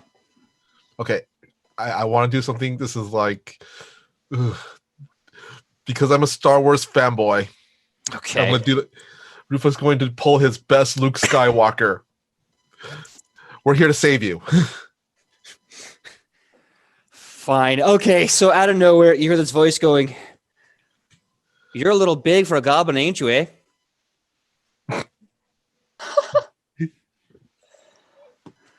Incredible. That's so Lovely. good. Love that. Rufus going to reply, "Rufus been drinking his milk. All right, do you want to be saved or not?" Or I'd like to be saved, big fella, but if it's you doing the job, no thanks, I'll wait for the next one. This is why. Rufus going to look over to Trumpus. All right, let's go home. Let's go. Oh no, You hear- don't group me in with you. So you find the source of the voice. You see a halfling woman. She is wearing this kind of like really nice tight slacks. She's wearing this kind of baggy button-up work shirt, sleeves rolled up. She has her hair up in a ponytail, and she looks surly and extremely unimpressed. And she's smoking a cigarette as she just kind of eyeballs you and goes, "Oh, so you buds here are gonna be the one saving me, eh? Really? This is what I have to look forward to, huh?" And then you hear in the background, it's this one gnome seems to be doing push-ups, but you can't quite see his face. And he goes, "Oh, give your dragons a tug there, eh? Last time we got anyone here that wasn't a green and ugly bastard, it was your face, and I didn't quite like it none either." You see these two other gnomes going, "F you, Dorsey. F you! I punched your mom in the face so hard she gave birth to you. It wasn't even so much as love, it was really knocking up. Shut up, Dorsey! I like Rufus these gonna guys. Rufus gonna look over at it. She goes, really regretting this now. Really regretting this situation. Okay. Here's the plan. You need to get out, and we need to help you get out, but we also need help. This is what we need you to do. We're going to storm out of here, but we need you to grab as many boxes as you can carry, and you're going to find a few carts a mile down the King's Road. When you see those carts, drop the boxes in those carts, and you can head home. But we need to take these goblins down from the inside out so we can save you and also hopefully save the thousands of people that those boxes would potentially harm. Are you okay with this? The woman takes another drag of her cigarette. She locks eyes with you, and it's kind of this power stare. And then she, yeah, okay, I can do that. But are you going to make sure I get home in one case, bud? Oh, you particularly? We have an order specifically for you. So yes. Good. All right, Dorsey, stop doing push-ups. Ain't no one impressed. And she flicks the cigarette, and she introduces herself as Flannis, the mayor of Mollymoss.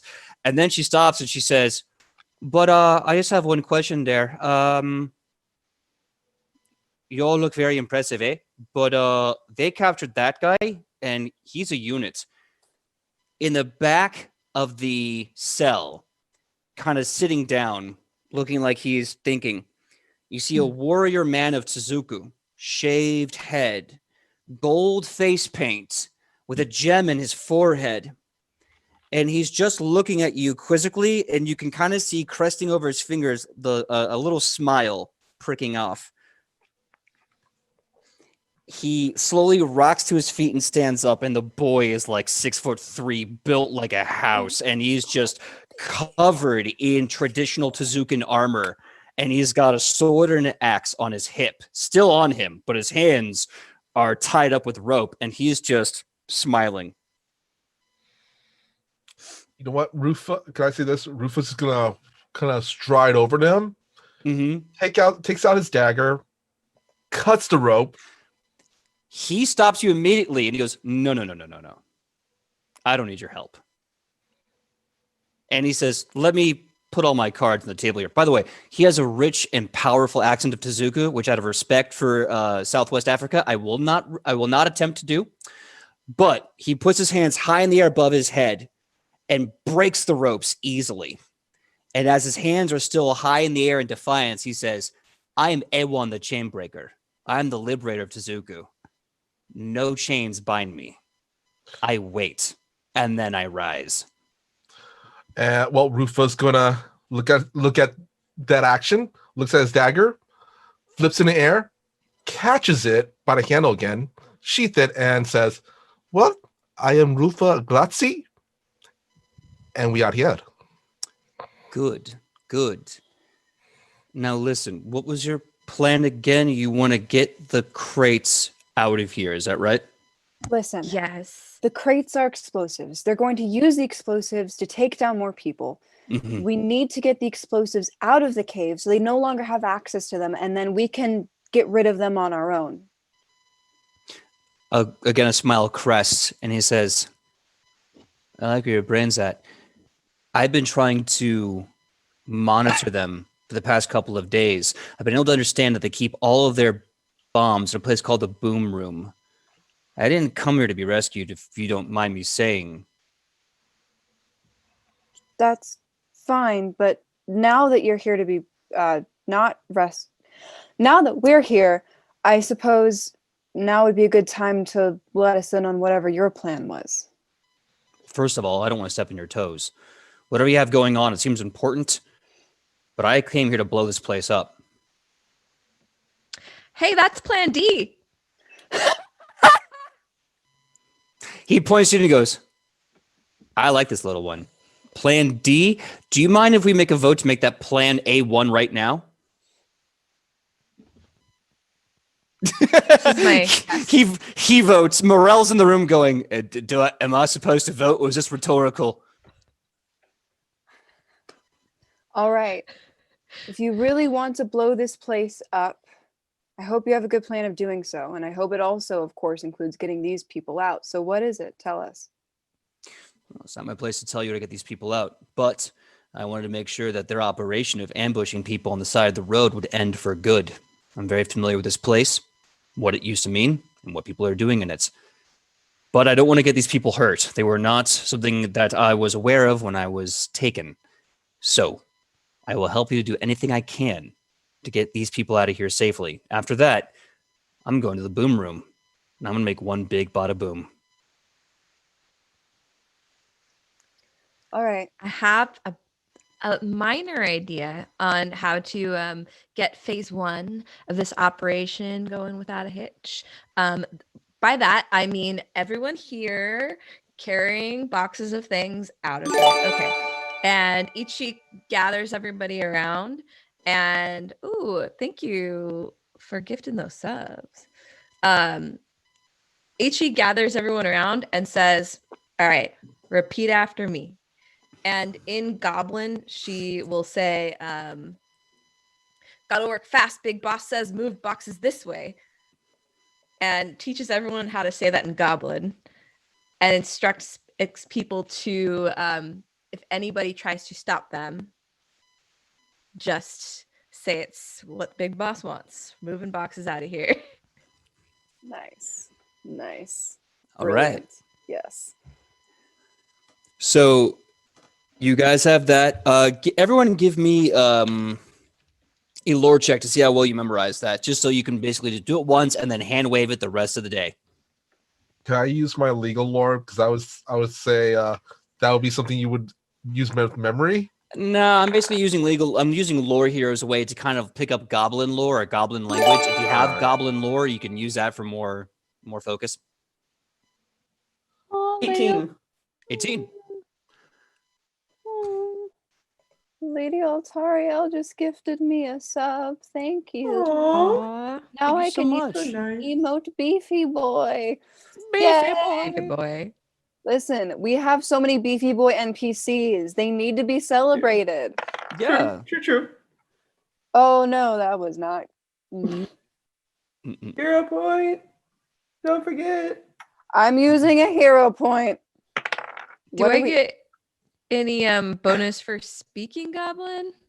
Yeah. I will give you charisma modifier for that. Okay. 23. 23. Nice. If you want to, you can just hand wave that as a deception check for the rest of the game when it comes to speaking that one phrase. I got a 16. 16. Okay, not bad. That's still a 16 deception. You can hand wave for the rest of the game. A1 does check in, though. And he goes, again, sorry if I stepped on your toes. I want to make sure this place blows up. It's kind of my deal with Ogorun. I want to make sure that this entire operation gets shut down. I didn't know there'd be civilians in the way. What can I do to help you get them out of here safe before I do what I can? Well, you can lead the charge out. You're big, you're intimidating, you can get a lot of people out of the way, so you might as well start directing traffic. All right. With your blessings. He looks at Morelli, he goes, hey, you look big. You want to make a wrecking crew? Hold on. I have to ask my team. Can I go on the wrecking crew? Rufa's gonna look and go and to say, Go. Just make sure you wear a jacket and have some fun. As long as you're back before the lanterns turn on. Or else, you better be home for the lanterns turn on. Oh, buddy, let me tell you, I better see your feet on this stoop, lantern o'clock. Have fun with your friend. Play nice, is that what you're saying? Yeah. Yeah. He's basically like, Mom, Dad, can I go out to play with the big, handsome Tezukan paladin? I really want to. Sweetie, you don't have to ask us, but okay, yes. And he goes, Man. I just want to make sure that you don't have any plans or you might need assistance or anything. You are helping us in the best way that you possibly can. Thank you. Now go. All right. So he gets his shield up, and Ewan pulls out his axe and his sword, and as he does, you hear him go roo roo, and suddenly these two ghost dogs kind of step beside him, and he kind of gets this golden aura that just glows gold and silver as light just beams out of his eyes and mouth, and the spirit of Ogorun, the Orisa of war and steel and hounds in the hunt, starts to overtake him, and and you see Morel gets hyped. He's like, yes, and he just starts praying under his breath, and his eyes start glowing this golden purple energy, and the passion flowers start to bloom. They're just getting hyped, and they break out, and the goblins are suddenly going, ah, as it just sounds like a bull in a china shop. These bros are just wrecking house. See, I like him. I want character art of that. Oh, Truly beefy I want character art of boys. two beefy boy bros celebrating their gods and taking down evil things. and goblins Man. flying in the corner. Yeah. Like, if you had to make a music video of this, I can almost see, like, wouldn't it be nice playing in the background as in slow motion they're smiling, like, punching, Yes. bifurcating, like, Skipping Yeah. together. I'm still absolutely. saying, wham, wake me up before you go. This is so Guardians of the Galaxy. Yeah. While that's So can we happening, get Rufus. some more royalty-free wham? Yeah, Reckless Kiss was nice. I don't know if we can get away with hold on. I got to think of a royalty-free name for Wake Me Up Before You Go. Let me know when you leave in the morning. Oh, that sounds terrible. Oh, that's so much worse. That's so much worse. But I like it because it's two beefy boys. Anyway, Anyway, Rufus. Effie gonna- Burton said at King Big Boss, "Are you open for commissions?" Yeah, I I'm like that. down. You wanna make some of this sweet art? Hit me up. I'm super excited to do some fan stuff. Anyway, so a giant swath of chaos as Morel and Ewan are just having fun with these goblins. At one point, you see Ewan kind of like with his sword. He doesn't cut him. He flips him off the ground, grabs him kind of like a Benihana steak, and throws it at Morel, who goes for the touchdown and the spike. And they're like, yeah, they're having a great time. All right. So I'm not even going to roll. They're distracted AF. What do you guys do? Rufus gonna look at the rest of the group now and goes, all right, well, while the kids are having fun with the playtime, shall we go on with it? Yes, let's do this. get on with it. Yes. All right, let's get these people out of here. All Let's go. right. Really fast. I need everyone to roll for the tenets of Molly Moss. Give me an athletics check, or give me a let's go with athletics check. I think that's enough. Would I be able to use my athletic stratagem thing to use for this? I will. Typically- I will allow it because I believe that Rufa would not stop himself from helping them if he got the chance. Mhm. So I will let you roll that for them as well. Cool. It just lets me use my intelligence instead of strength. No, it's all good. This is for them, right? Yes. Now, if you want to Cool. use your athletics in lieu of them, I'll tell you right now, they're low-level NPCs. It's probably about the same. This is That's bad. not a shot Wait. at your level. Your guys are great. So, are we telling you our roll or our number with the athletics bonus? Oh, just the roll, the full athletics roll. Oh, okay. Yeah, that's a straight 9 because I have no strength. Got it. Okay. So as Oh, mine you was a 19. I got 19. 21. I'm telling them to lift with their legs. Shonibus, what you got? Well, at first it was a 1. Oh and no. then the dice gods graced me, and it turned over at the last minute to make it a 19. Okay. I see you. Okay, so so you guys sweep a bunch of these bomb boxes out. These things are stacked to the ceiling, and you're able to get a lot out. Alona, you're having some trouble with them, but as you're kind of dragging one, suddenly the other end just lifts up, and you see Flandis with a new lit cigarette going, "Hey, maybe taller than me, but those arms can't lift for crap, can they, eh?" And she basically starts helping you carry the box out. Alona has noodle arms. Big brain noodle arm. So you guys are able to get out of there with 16 boxes with the whole group, and the entirety of their jail cell is now completely empty of all people from Molly Moss. You even see some humans and dwarves. Actually, this is really interesting. Talking to the dwarves, Sam, you realize a lot of them are refugees from Bryax, that after the dwarven people of Bryax gave up the city to the orcs, a handful of them just started wandering around the continent, and a lot of them got abducted by these goblins in ambushes. There's probably about 10, 20 dwarves in the other jail cell who are just like, "Thank you. Bugger us. I don't know where we're going to go next. We can't go back to Bryax. We don't deserve that place. We're going to just keep walking." We should ask them about Joey. Do it. Yeah, we should also ask them about Do it. joining us. We'll have an army. We should also blow up the caves first. Yeah. Let's go blow up the caves. So the halflings, the dwarves, the humans, a few half orcs that are just got caught in the mess, they're all now at the caravan, the carriage that you guys have, and they're more or less have been told, "Wait here for a bit," because I kind of get the vibe you guys want to ask them some questions. Going back into the cave, you see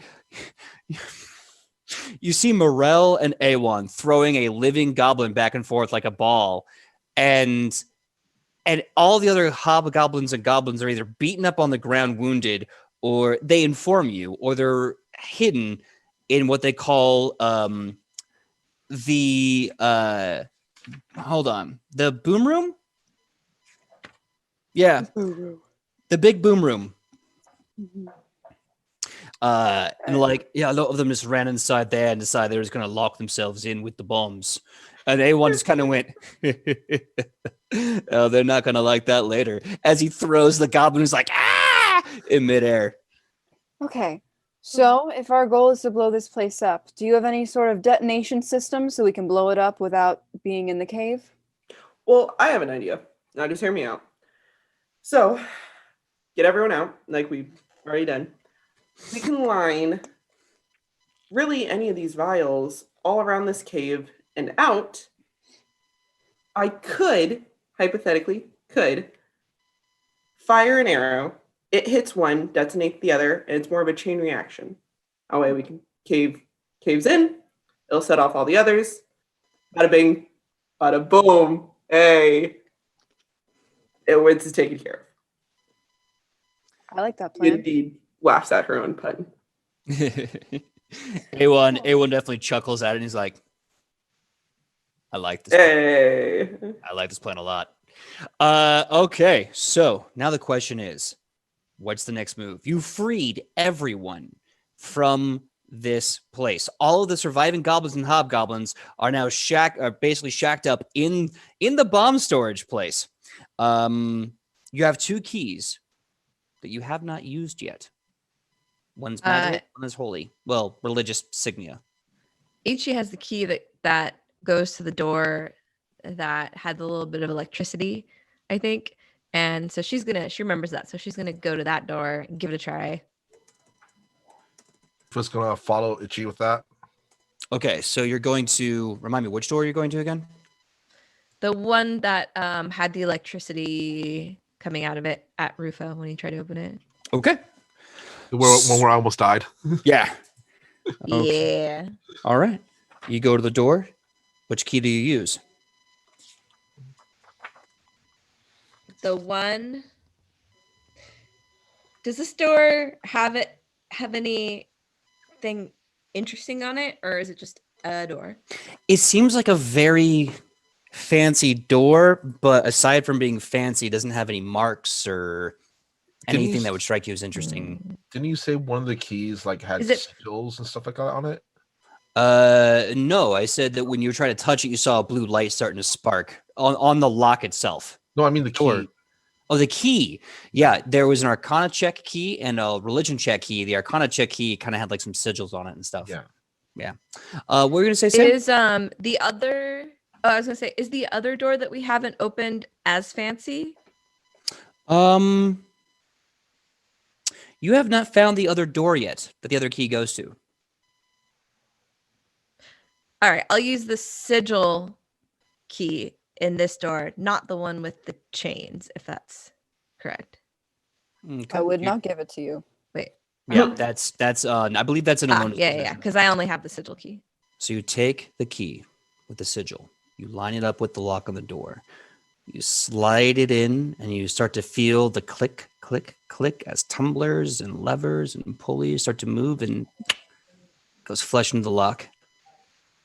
Nothing happens until you turn the key and you hear the loud slam as the lock is released and the door is unlocked. Gonna give me an Yeah, it's aneurysm. fine. God. You have- I'm gonna say this. I know what I'm Rufus doing. The entire time he was kind of doing the pose. You just defeated the third trap of this dungeon called Lock Says No. Lock says no! Exclamation point. Favorite. All in caps. Yeah, all in. Okay, I can show this to you. Hold on. Lock says no! All in caps! Exclamation point. Oh, so good. Ichi has her like hand on the key, and she turns back and looks at Rufa and like winks.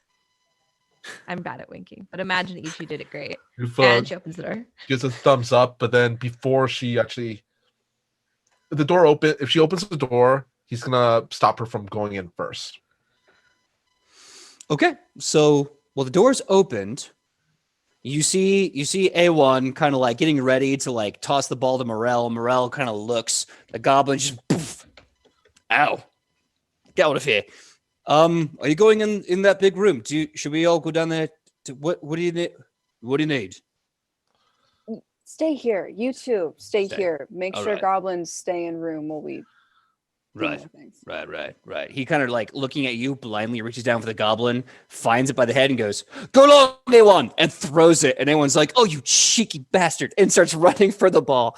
That's So the Rufa's gonna gross. yell out, "Make sure you don't get your clothes too dirty. You know how hard dirt things are to get out." You're not my real mom, Rufa. So the door opens. Who goes in first?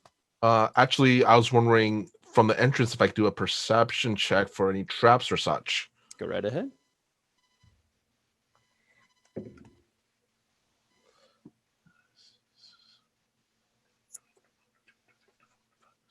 $26. You see nothing except a long, dark, winding corridor that seems to go deeper underground. And you hear a sound, the shuffling sound. It's in the stone wall itself, the thick, solid stone wall. This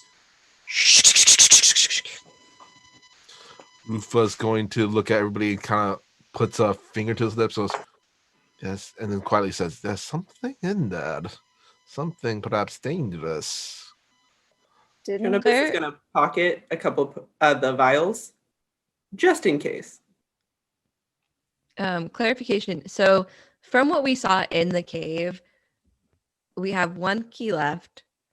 Were there any other doors where we originally were? There was one door that you guys have not. Well, technically, there's two corridors you haven't gone down.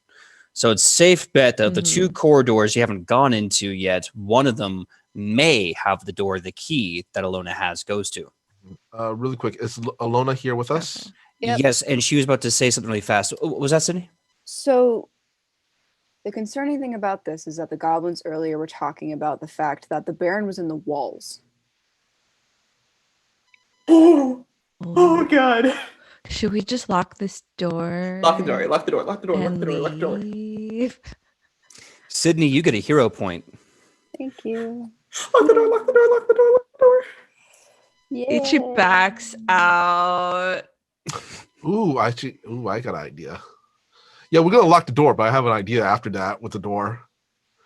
Would it be possible if we do end up closing and locking said door if Rufa could somehow jerry-rig one of the vials of the goblin? Okay, what's it called again? Goblin laughing. Do you want to make it so that it goes off when the door is open from the other side? Yeah, you can just literally put it right at the base of the door. Yeah, that's what Rufa's gonna do. All right, Okay. it's planted. No insurance. Hold up.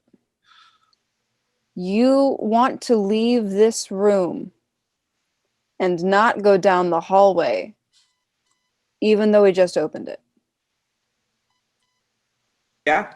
Well, the key that you wouldn't give me, you out of character. I assume you told this all about what that guy, who that god was. Told Okay. you all about him.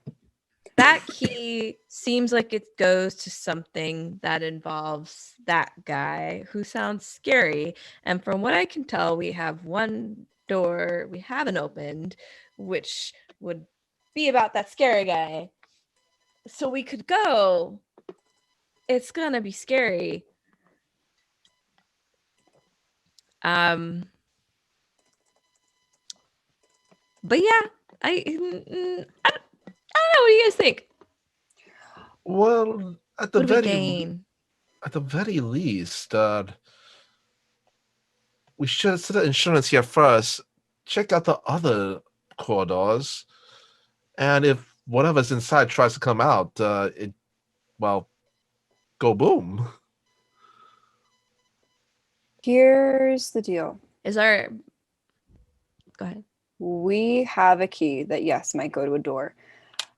But if we are going to blow up this place and have it be gone for good, there might be important things that we still haven't found out about it before we destroy it forever. So I would venture, even though there is a terrifying voice and the threat of what is considered a baron within these walls, I would argue that we should find out exactly what is in this place before we destroy it. Well, if we do You're right. that, Mama always said you should know what you're blowing up before you do it. well, if you are going down that route, then friend Alona, perhaps you could shine a bit of that light into that room. Alona casts light. So to clarify, which room are you going into with light? We are going down the corridor where we heard the shady footsteps. Okay. So you go down the long stone corridor. Along the way, you can hear the skittering, and you could also hear a very deep, like coming from a large creature, like a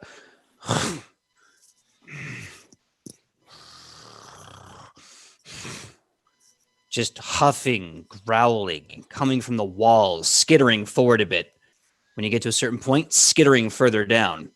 You go in this long, winding corridor until finally it ends in a very perfectly made circular 30 by 30 room.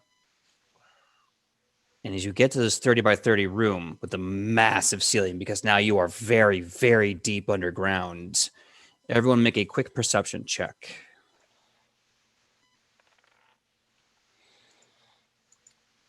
$22.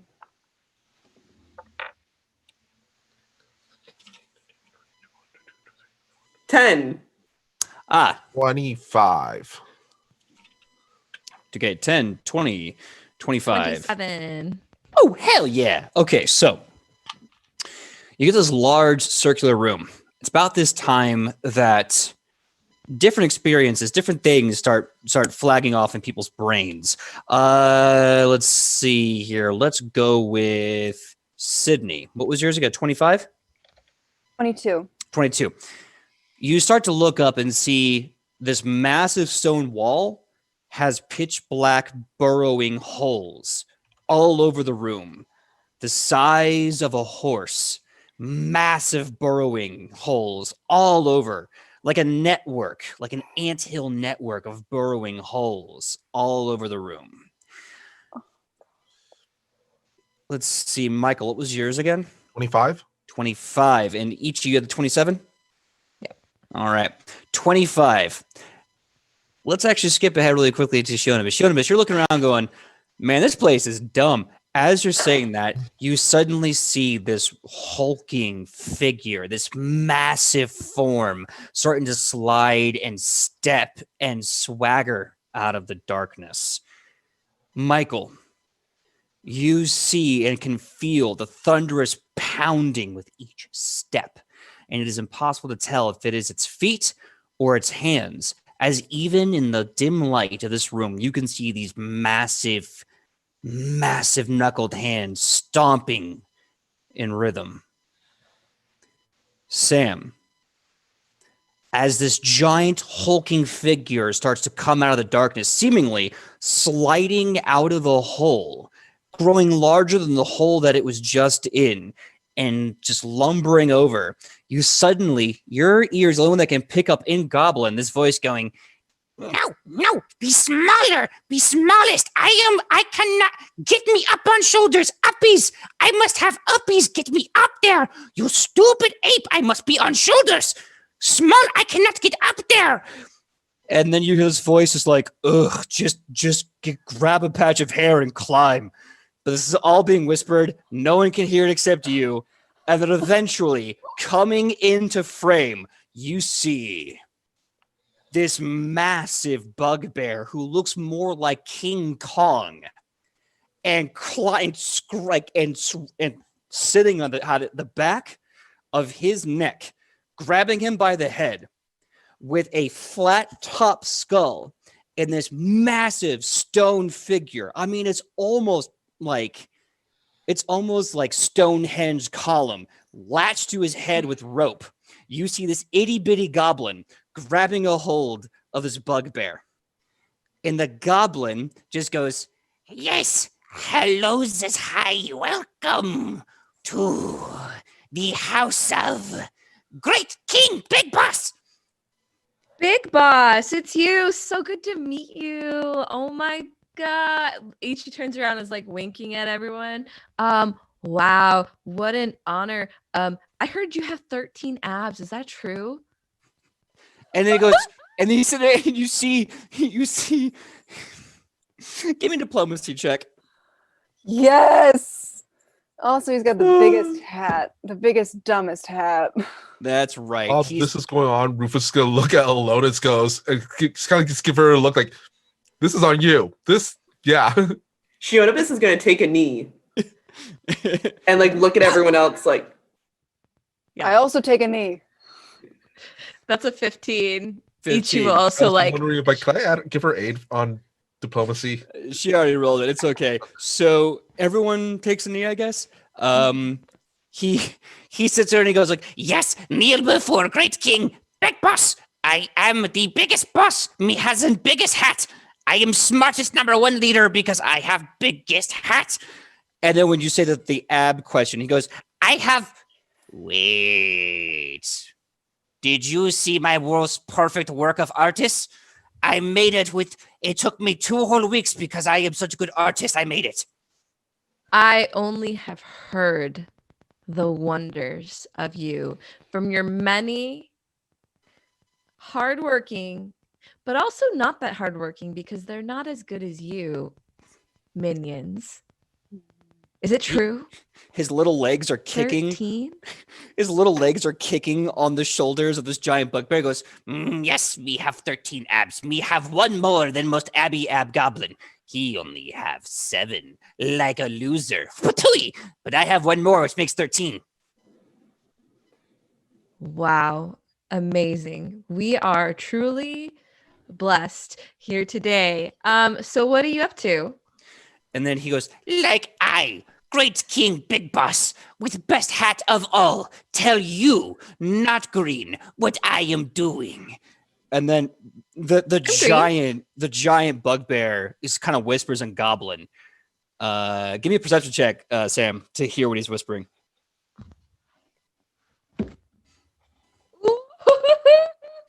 That is, it's hard to see. It's a nat 20 on my axolotl die. Hell yeah! That's a little axolotl head right there. The holy 20. So the big bugbear goes, you hear him go, boss, I've been in the walls all day. They've been here just causing havoc, and they let everyone go. And I'm pretty sure they broke into your workplace. There's 2 paladins right now playing football with your friends, your underlings, and you see Great King Big Boss. Like, by the way, his head is completely smushed flat from this giant stone hedge latched to his face, and he goes, "Me am no concerned with other greens. They are just pawns. I use them like fodder. I throw them under carriage later. But right now, I do not like that they are ruining my operation. Good job, Baron Borger. You are second smartest in room." Ichi interjects and says, well, what's really important for you to know about this entire situation is that your self-portrait's on fire. Give me a diplomacy check. Does he say anything to that? Give me- Diplomacy. No, I'm sorry. Give me a deception. I just want to know is it Can I give her 8 for that okay? diplomacy now?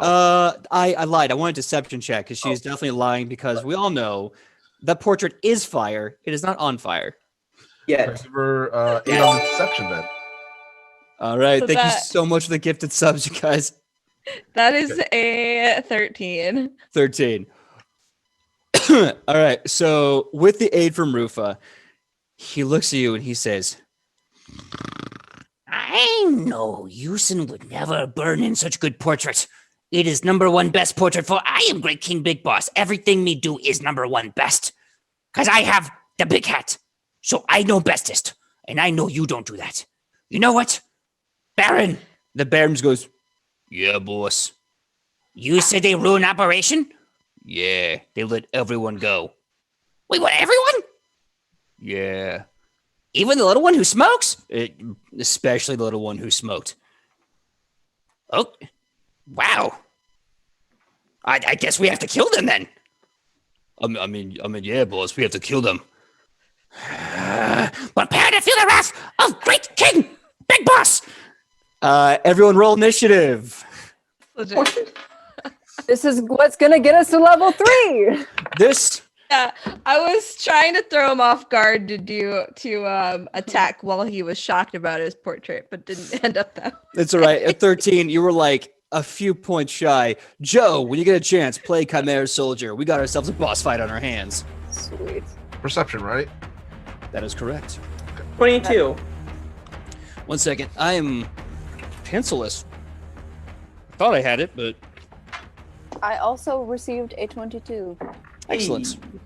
I got my 3rd one of the night. Me and new dice. Oh. Michael. Oh. So the total will be 9. Total will be a 10. I took a note. A 10? This is a great excuse to treat yourself and buy new dice. I agree. Relish The in the total will be a 10 though. Where did it go? I wrote a note before break. Where did I put it in the toilet and didn't know it? That would be weird. I don't know why I would do that. All right, screw it. We're just going to go off my phone until we can find it.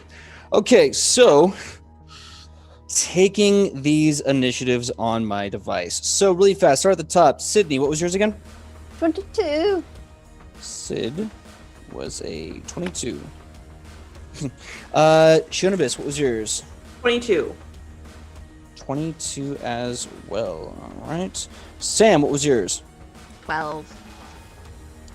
12. Okay. Michael, what was yours? It was a 1, but with the modifiers, it would be a 10, I believe. Okay, that is a 10. Now, rolling initiative for the boss fights, Great King Big Boss and Baron Borger. Baron Borger. Ooh. Oh, Baron Borgar or Borger, depending on how you want to say it. Okay. it's like burger with an accent. That's okay. And I'm just gonna say GKBB. I'm not gonna spell the whole thing. The Great King Big Boss would demand that I say the whole thing. Great King Big Boss. Yeah. Okay. Going first. Mad that you dared to enter his kingdom, disrespect his crown. You find Great King Big Boss, and as he is on top of Baron Borgar, you see him point to you, and the giant Stonehenge-like column on his head starts to glow purple. His eyes start to mimic the same light, and he starts to raise a hand with great intent.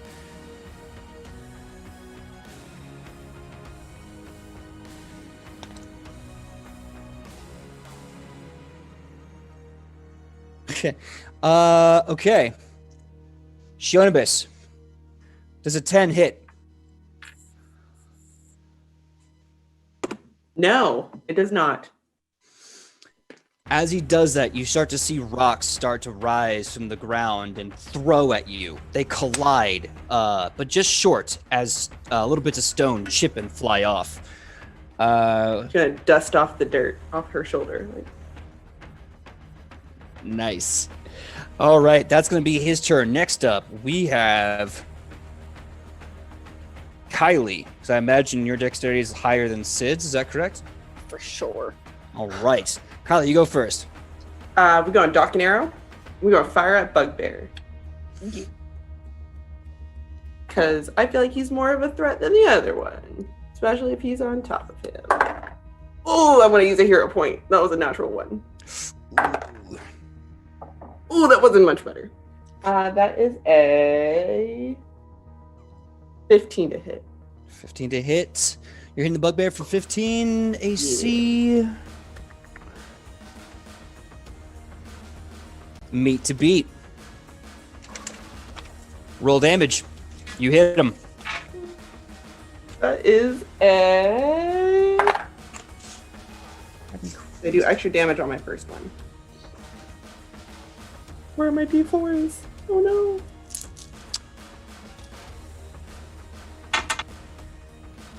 Found it. There goes that d4. That one went wild. How was I so unprepared? Oh, that's going to be 12 damage. Nice. Okay, 12 damage. 12 damage to Baron Borger. Okay. Can't talk. Solid. Do you have any other actions you want to take on this guy?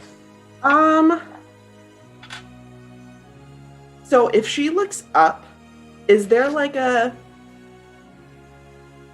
rock, like a stalagmite hanging on the ceiling or anything? Tell you what, I'm gonna make a GM roll. Odds, Okay.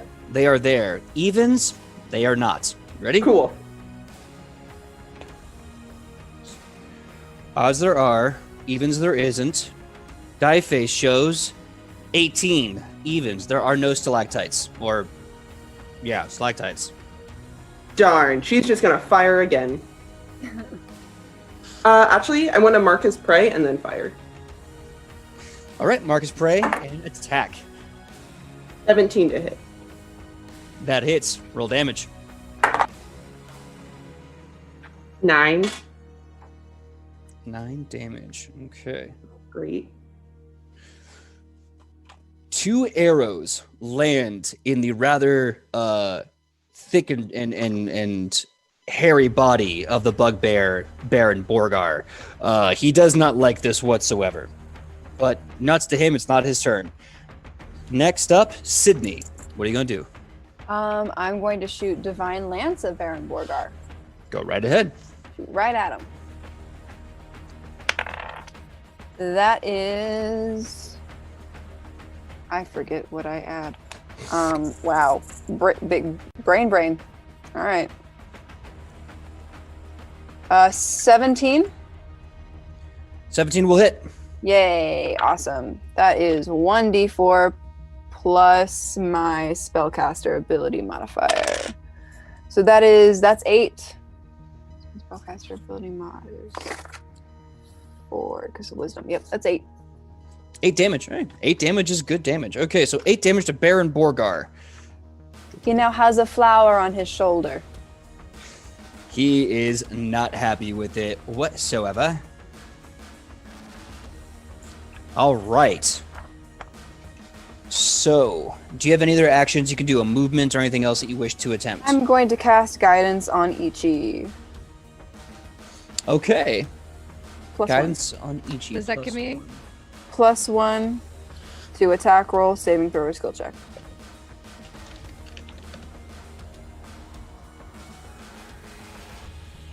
All right. Next up is Baron Borgar.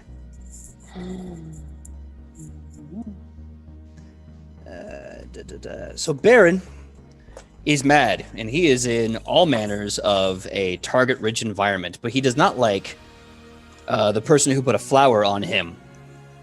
Oh. Always attacking the cleric. So the good Baron proceeds to grab something on the ground, and it seems to turn into this long bit of stone, like a stick. It's called Baron's Beat Stick, and he just comes out of nowhere and starts bearing down on you with the Baron's Beat Stick. Does an 18 hit you? Yes. Okay, so you are going to take... You're going to take 9 bludgeoning damage, and as he strikes you, you are going to be grappled. He beats you, and with his free hand, he immediately grapples you. And as he does that, he takes his last action to rear back and just punch you in the face. Oh, man! 20 will probably hit you. Oh, yes. He is going to do... This giant fist almost seems to swell as he brings it back with you in his grip and just rocket towards you for 10 damage as he slams this boulder-sized knuckle palm right into your dome. Okay, hold up. I forgot I have shield. So that will take 5 damage away from that. I'll just apply it to the second one. So that's going to be... How much damage was that originally? The second hit was 10. The first one was 9, I believe. Okay, so minus. And we haven't healed from the we did heal from the last fight. Okay. We're okay. Less bad things now. Okay. All right. Ilona is not feeling so good. Ilona might have to heal herself while being grappled. We'll figure it out. All right, so that is going to be the Baron's turn. He ran up, smack grabbed, and punched you in the dome. Next up on the list of initiative, Sam. So he currently has Ilona grappled. He does. He has Alona grappled in his hands, and he's got Bright King Big Boss on his back. Okay. Can I use my bashing charge feat to, because it would be an athletics check to force open an obstacle. Could him being the obstacle, I use that to kind of like remove him from grappling Ilona? It's a very good question. Or at least just take some kind of action to, that's my goal, is to get him off. I will offer this suggestion. Do you have the ability to move twice and attack? Yes, it's the bashing charges stride twice, Mm-hmm. and during my movement, I can if my movement's like passing through the object to force open it. Yeah. So what I will say is I will allow you to move your move and apply an athletics check to wrench her out of his hand for that movement or for that ability. Got it. I'm gonna do it.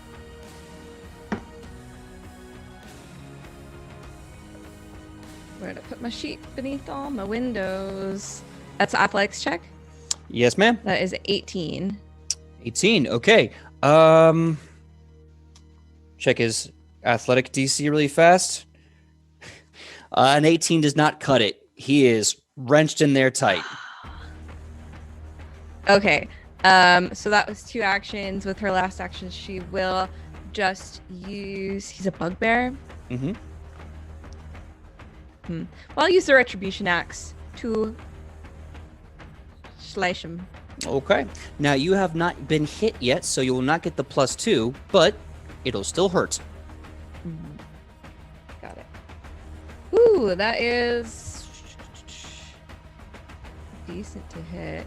Let me math this. Oh, that's real good. That's a 27 to hit. You hitting the Baron? Yeah. All right, because that is a dirty crit. Double the damage. You might actually get completely messed up right about now. Yeah.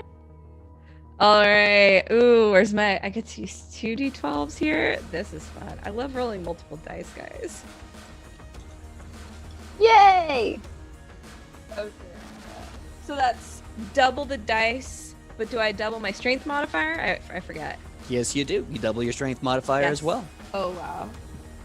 Okay, this definitely calls for my calculator. 9 plus 12 plus 8 equals 29. Huh. You even have enough to survive that. Oh, yeah, I got a 12 on one of those rolls. Great. Dang. So you did 29 total damage? Yeah. Okay.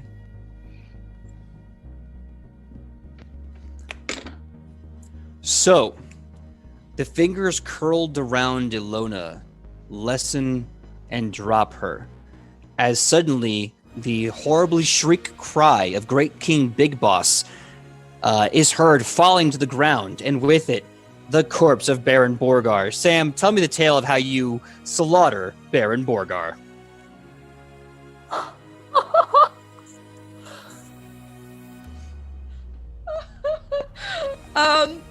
Wow. I think this is the first. Okay. So Ichi sees him grab Ilona and punch Ilona's beautiful face. And Ichi's mad, but she wasn't even raging for that, so that's pretty wild. So she runs up, tries to shoulder check him, and when that doesn't succeed, like while her shoulder's still in him, she takes the axe from like under and whacks it and cleaves just like straight perpendicular into his skull. Nice. As the skull split with the axe, you can even hear like before he falls over, Great King Big Boss go as he was like, "You almost got me with axe, you rude." Baron is super dead. Next up, Mike, your turn. All right.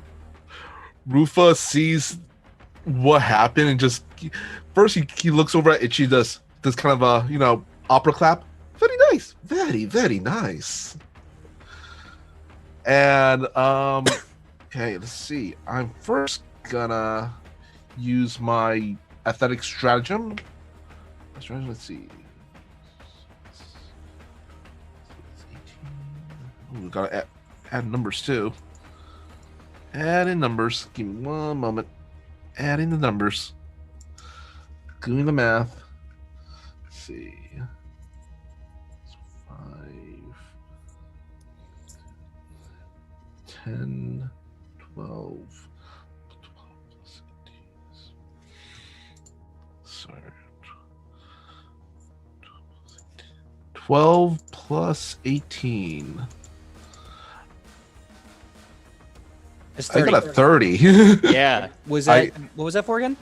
I was gonna devise strategy to trip him. All right. Yeah. Also, Wait, as hold part on. Stop. Who are you tripping? the bugbear. He's dead. Oh, the bugbear. Okay, then Baron. What's his name? Great King Big Boss, who's on the Yeah. ground. Yeah. I mean, Well, okay, then can I just use that? It's the same role. I'm just gonna use devise strategy and attack, and then strategic strike. all right. That will be a. Let's see. You said 30, right? Yeah, I was also gonna say because I have no weakness, I could also roll a a recall knowledge check. Well, if you want to, you can. Do you want to hit him or do you want to recall knowledge? No, it's part of it. Oh, okay. In that case, yeah. By the way, that's a crit. Oh. Well, recall knowledge was a 1, so balances out. So yeah. Yeah, so recall knowledge, strategic strike. So what am I rolling now to deal damage for this? You're going to be basically rolling to do the normal damage and doubling it. You want to do double dice and double enhancement modifier? You can do that too. Okay. So do that. 4.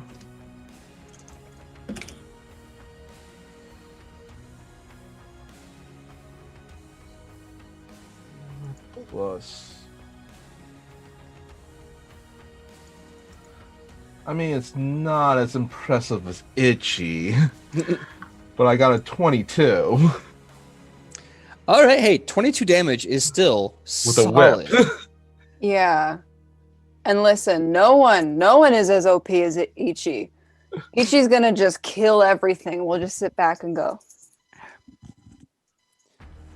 Let's see. So wonderful. You just activated my trap card, Mr. Kapow. Ack. Let's see if I can get this right. Yeah, there it is. All right. So as you crack into Great King Big Boss, you see a bunch of blood just come out of his little weird frog-like body, and he just goes, and as his blood kind of sprays up like my tie just did, I'm going to need you to make a will save. Good thing I'm good at that. See, where is it?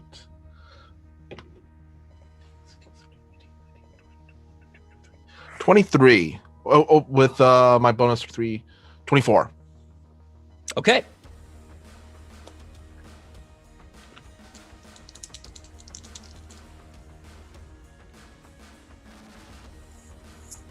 You take. Oof.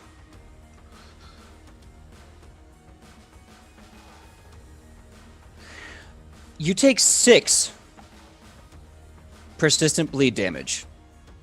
As the blood from him comes up, starts to form in midair with the purple energy around it, and just splatters on you.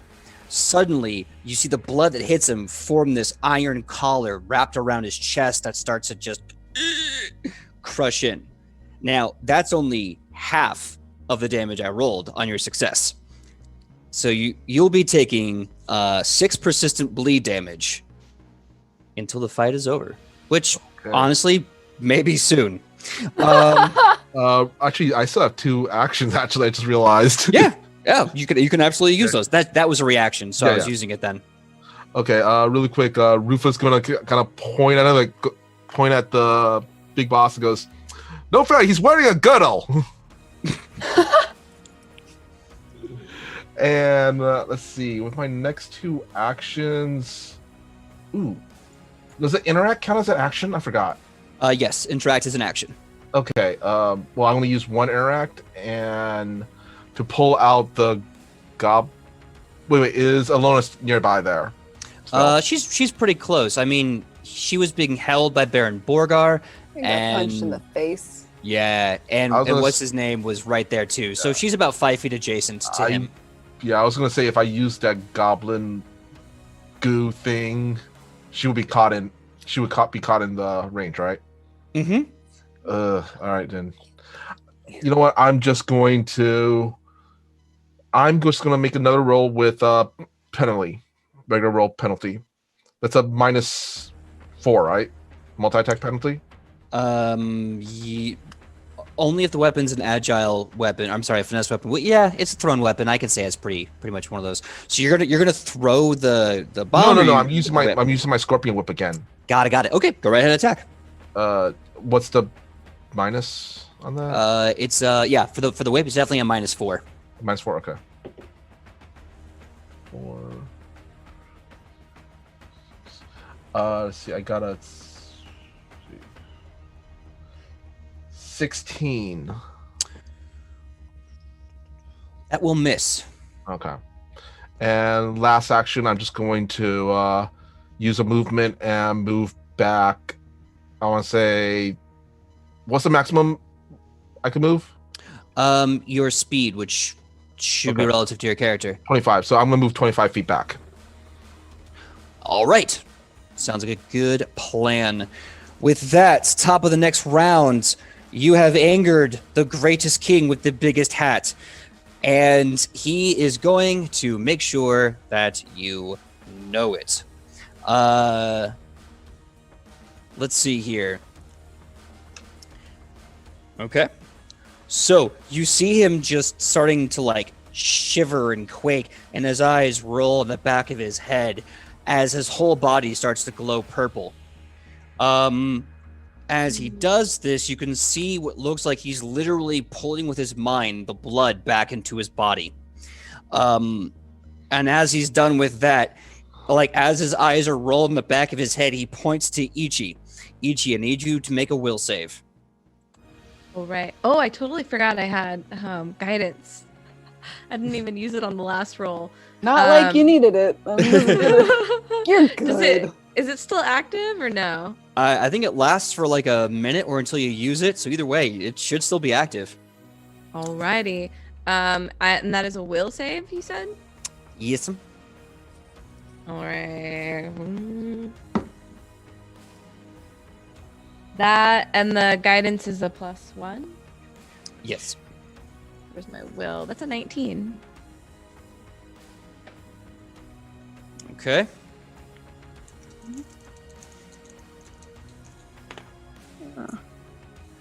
Okay, Sam.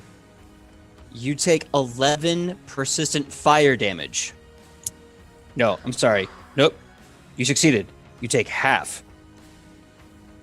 You take, round it up, I'm going to say 6 persistent fire damage. And in Goblin, you hear him saying, he says, "The reason why you wear such a stupid mask is because your head is not great enough to wear a hat that is cool as mine." And as he's saying this, first of all, he's insulting your mask, your lucha way of life, your spiritual journey, your culture. Now, he doesn't know that, but he's still insulting your mask. And then cherry on top that you can't wear this stupid thing that he's got strapped to his head. So with that, these words start getting into your head, and you can feel the skin on your face getting hotter and hotter to the point where it almost is like burning, like a sunburn. You can start feeling your skin get dry and this rash break until finally you literally catch fire. But through your own sheer will, the flames seem to dim, and the hatred that he put inside of you with that fire seems to slowly go away. That's basically me saying that you're only taking 6 fire damage as opposed to the 11. But yeah, that's going to be his turn. Next up at the gate, we have Kylie. We gonna mark his prey and just fire. But how close is he to me? He is probably, let's see, you attacked Baron Borger before you moved. So I'm going to say he's about 5-10 feet adjacent. You may want to move a bit so the volley factor doesn't screw you over. I'm going to move like 15 feet back or so. Perfect. Yeah, we're gonna mark his prey and we're gonna fire. Roll to hit. That's gonna be a 19 to hit. That will hit. Roll damage. Aw, that's gonna be 10? 10 damage. Not great, but not terrible. All right. So, I need you to make a will save. I'm good at those. I'm good at those. Dirty 20. Dirty 20. Not bad. Okay, that is a success. You're only going to take half of this persistent damage. Okay, so you're going to take 4 persistent damage as the arrow, basically gets him, and then you almost see him instinctually throw his blood at you, and the blood again starts to just burn and crush you. And you still have 2 actions. Ooh, Oh, no, wait, okay. no, you marked him and then shot him, right? Yes. All right, so I believe that means you have 1 action left. 1 action. All right. We're just gonna... can I... Oh, am I out of movement? Oh, thank you. You moved and then you did I did that. move. So you Yep, are so that's all all 3. Yep. solid, though. Very, very solid. Okay, so you moved. You hurt him. He retaliated. Next up is Sidney. Sidney, what are you gonna do?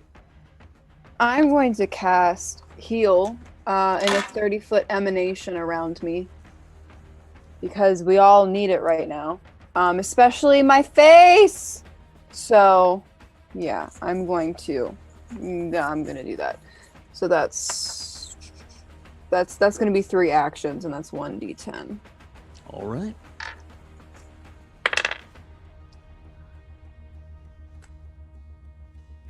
Which get +2.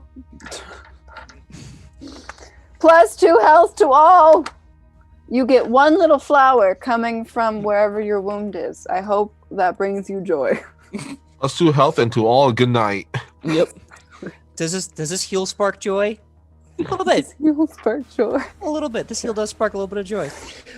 All right. So you unleash the holy power of Aphra. This giant wave of her grace is upon you. Sam, your turn. Okay. So big boss. Ichi is real mad. And she's gonna rage because he insulted her mask, and that's just not cool. It's not cool. Don't do that. And she's going to yell at him as she rushes towards him and attacks him with the retribution axe because she's holding it. Your portrait sucked. I love it. Okay, roll to hit.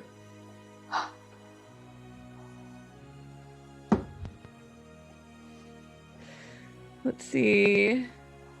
That is a 19 to hit. That hits.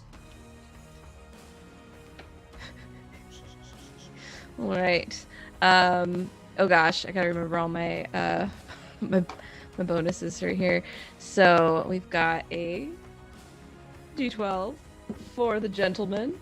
He lucked out. I only rolled a 1 on that D12. Lucky guy. They can't all be winners. They can't all be But 29 damage. Yeah. But I have a +4, so that's 5, and with my raging, it is... Oh, my notes are so bad. It's 3? I believe so. Raging? Mm-hmm. Yes. Yeah, so that's 8. Does he have Nothing. any more that he could use? No, because he already used his reaction. Okay, cool. So 8 damage. You get a really nice cut on him. You start seeing more of his blood squirt out, and he's like trying so like to collect it and do the spell, but he just can't. He's like, he's still alive though. Still alive. Raged. So Moved and attacked. attacked. Yes. Yep. Okay. Good to go. Rage, move, and slice. Mike, can you bring this home to victory? Am I muted? Okay. No, you're good. This is what I'm going to do first. First, Rufa's gonna use an interact action to pull out his sling. I'm sorry, what? Pull out his sling. Sling. Got it. Sling. Mhm. Yeah, and I am going to use device stratagem. First, it's going to be the regular one. Regular roll. Let's just see. 15, 15, 16, 17, 18, 19, 20, 21, 22. 23 on that. And also part of it is also I get to do a recall knowledge because of my no weakness. Sure. I got an 18 on it. Okay. Basically, if I beat a DC or something, I get a +1 to that. To hit? Yeah. What was the hit already? Like 20 something? 23. So there'll be 24. if I get Okay. it. You hit. Yeah. And 24 I'm also hits. gonna let everybody know that I see a weakness, so everybody else gets a +1 on that just in case I can't bring it home. Okay. So yeah, you're like, I see a weakness. What is it? He's basically split open and he's tiny and tired. Right there. He's tiny and tired. Yeah. Just Great King Big Boss going, me have us no money. Me as really small. Me have biggest hats. So you could see my predicament is. I'm just covering my bases, okay? And now I'll roll the damage, Roll the damage. which is a 10. 10 damage.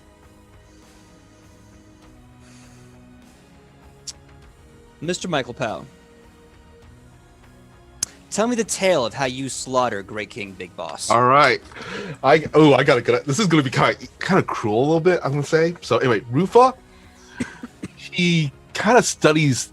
He watches the big boss guy, pulls out a couple rocks, kind of toss it in midair.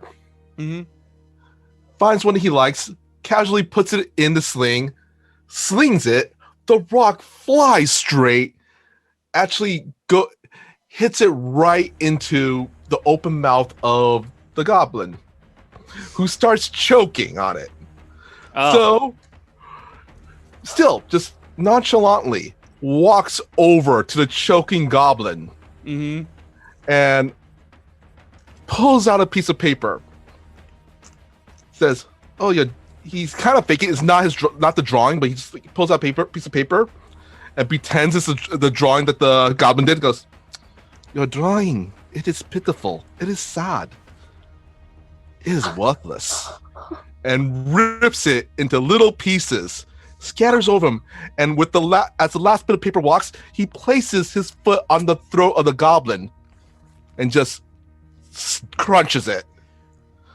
So, as over the top as it was, as you slowly crush him, his last words are, "Your hat is shit." And Rufa goes, "And you're dead." and there we have it, the conclusion of the fight against Baron Borgor and Great King Big Boss. I was actually kind of surprised. I thought I was going to hurt you guys a bit more. Now, as you guys are, I was thinking, like, how could I make a sling attack epic? Great. All right, so really, really fast. As you stand above the corpses of Great King Big Boss and his mighty hats, which comes unhinged from his jaw and topples over, and his head slowly kind of pops out like memory foam when you get out of bed. And Baron Borgor is just completely has his head caved in. You can hear the sound of a bell. And as you look, you see that just out of this little battle arena, there's another downhill slope to a cave opening. And now that your ears are adjusted beyond the din of battle, you can hear waves crashing. And you realize the bell is the bell of a ship, which is either docking or leaving. And with that, we are going to end episode 27 of Edge of Legend. I would love to go on, but it is late, and we have to be at work tomorrow, and that sucks. So we're gonna say goodbye here. I can safely say, even though there's still some more hidden things in this cave, that with the victory over Baron Borgar and Great King Big Boss, these legends are now level 3. Yeah! Congratulations, my heroes. You're the Big Trace. You just got out of the Fat Deuce, and you're in the Big Amigos. Big Trace Amigos. Welcome to level 3. Let's do a quick exit tro. We'll see you here. Mr. Michael Powell, tell us who you are, where we can find you on that sweet, sweet internet. Well, I am the devastatingly, dastardly, dashing Michael Powell. And you can find me all over the internet on my social media, which is at Mr. Kapow, that's MrKapao, or my Facebook page, which is facebook.com/Michael Powell does stuff, because I do a lot of stuff, such as my YouTube channel, which is youtube.com/Fantastic Tales of Adventure. And also on, I believe, was it Thursdays at 6 p.m. Pacific Standard Time, on the Toyzilla Network channel. I'm a host of Toyzilla Live. We talk about toy news and etc. And next week I will be part of, I believe on 8 p.m. Pacific Standard Time on Thursday, part of Life Action Role Plays Angels and Demons boardroom game. So that should be fun. Very, very nice. Looking forward to it. Why don't you start looking for people to raid while we continue this wonderful goodbye. That being said, Sidney, please tell them who you are and where they can find you on that amazing internet. Okay. My name is Sidney Rubino. You can find me online at Sidney Rubino, which is my full name. And every Tuesday, I have a YouTube series where I read fairy tales and lore and basically anything under the sun. So if you want to listen to some stories and have some big, deep thoughts, follow me on YouTube. Don't forget to hit that subscribe button. Oh, gee. I feel weird. All right. No. Don't feel weird. Hey, look. Hey, you know what? I'll do it too when we get to my exit tro. Next up, the Sam with the plan, the dwarf that rhymes with dwarf. Sam, tell us who you are and where we can find you on that sweet, sweet internet. The dwarf killing goblins in underground wars. Hello, I'm Sam Sterling, and you can find me anywhere at Hey Sam Sterling. On the first Tuesday of every month on Life Action Roleplay, I'm in the Corporate Demons game that Michael Powell is going to be doing the spinoff of. So you should definitely watch his show coming up, because guys, there's angels, there's demons, and then they send people to the coffee shop. It's Angel and Demon Coffee AU, and it's gonna be, I'm so excited to watch. So yes, go watch it. That's all I got. I do love Angels and Demons, and I love coffee. I'll have to check that out. Kylie, tell us who you are and where we can find you on that sweet, sweet internet. Hello, I'm Kylie, or I go by Kai. It really doesn't matter at this point. You can find me at Kai's Wonderful Life pretty much everywhere. On Sundays, I am in a D&D campaign called City of Promise that a good friend of mine has homebrewed. We play at, Dragons and Dreamers at about 5 p.m. Pacific Standard Time. And we would love to see you there. Yeah. I caught it last week. It was a lot of fun. They have a really cool map, and it's a bunch of ladies doing lots of really awesome stuff. And we know a handful of them from LARP, so they're really cool people. Check it out if you can, and always to support Kylie. My name is PJ Megaw. You can find me everywhere on the internet at pj.megaw. When I'm not here Wednesdays with these amazing people, I'm here Tuesdays, as some of you may know, at the table, 3:30 p.m. to 5:30 p.m. Pacific Standard Time. Sometimes more like 6:30 p.m. But hey, we have a good time. We talk about TTRPGs and all that kind of good stuff. So yeah, I guess that's it. Happy 2021, everyone. This has been the first episode of the new year. You can also find me everywhere, pj.megaw, on TikTok, Instagram, Facebook, everything else. I had to make a whole new tie-tying video because you guys asked for a non-polka dot shirt. So gosh dang it, I did. Anyway, without further You ado, look great Mr. this episode, by the way. I just Stop have to say. I can't give you any more hero points. The show's over. Okay. No, Thank don't you, I need the appreciate it. nepotism. I don't need the nepotism. I don't need your charity. I am a barbarian. Anyway, Mr. Michael Powell, please tell us who we're going to be rating. Well, we're going to be rating actual Jake. Literally, actual Jake. He's an actual Jake. He's an actual Jake, not like that fake Jake I knew. I Yeah, thought it was a Jake. It was a actual Jeremy in Jake. disguise. I'm so mad. You This wow, who does that? Super rude. Jeremy's, that's who. Mhm.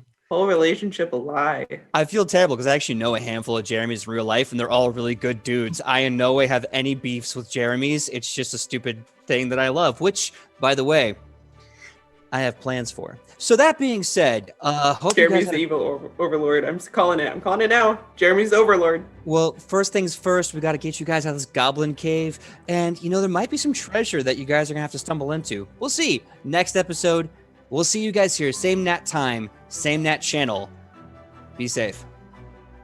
And we're going to be rating in 3, 2, Rating dance. 1. Raid. There we go.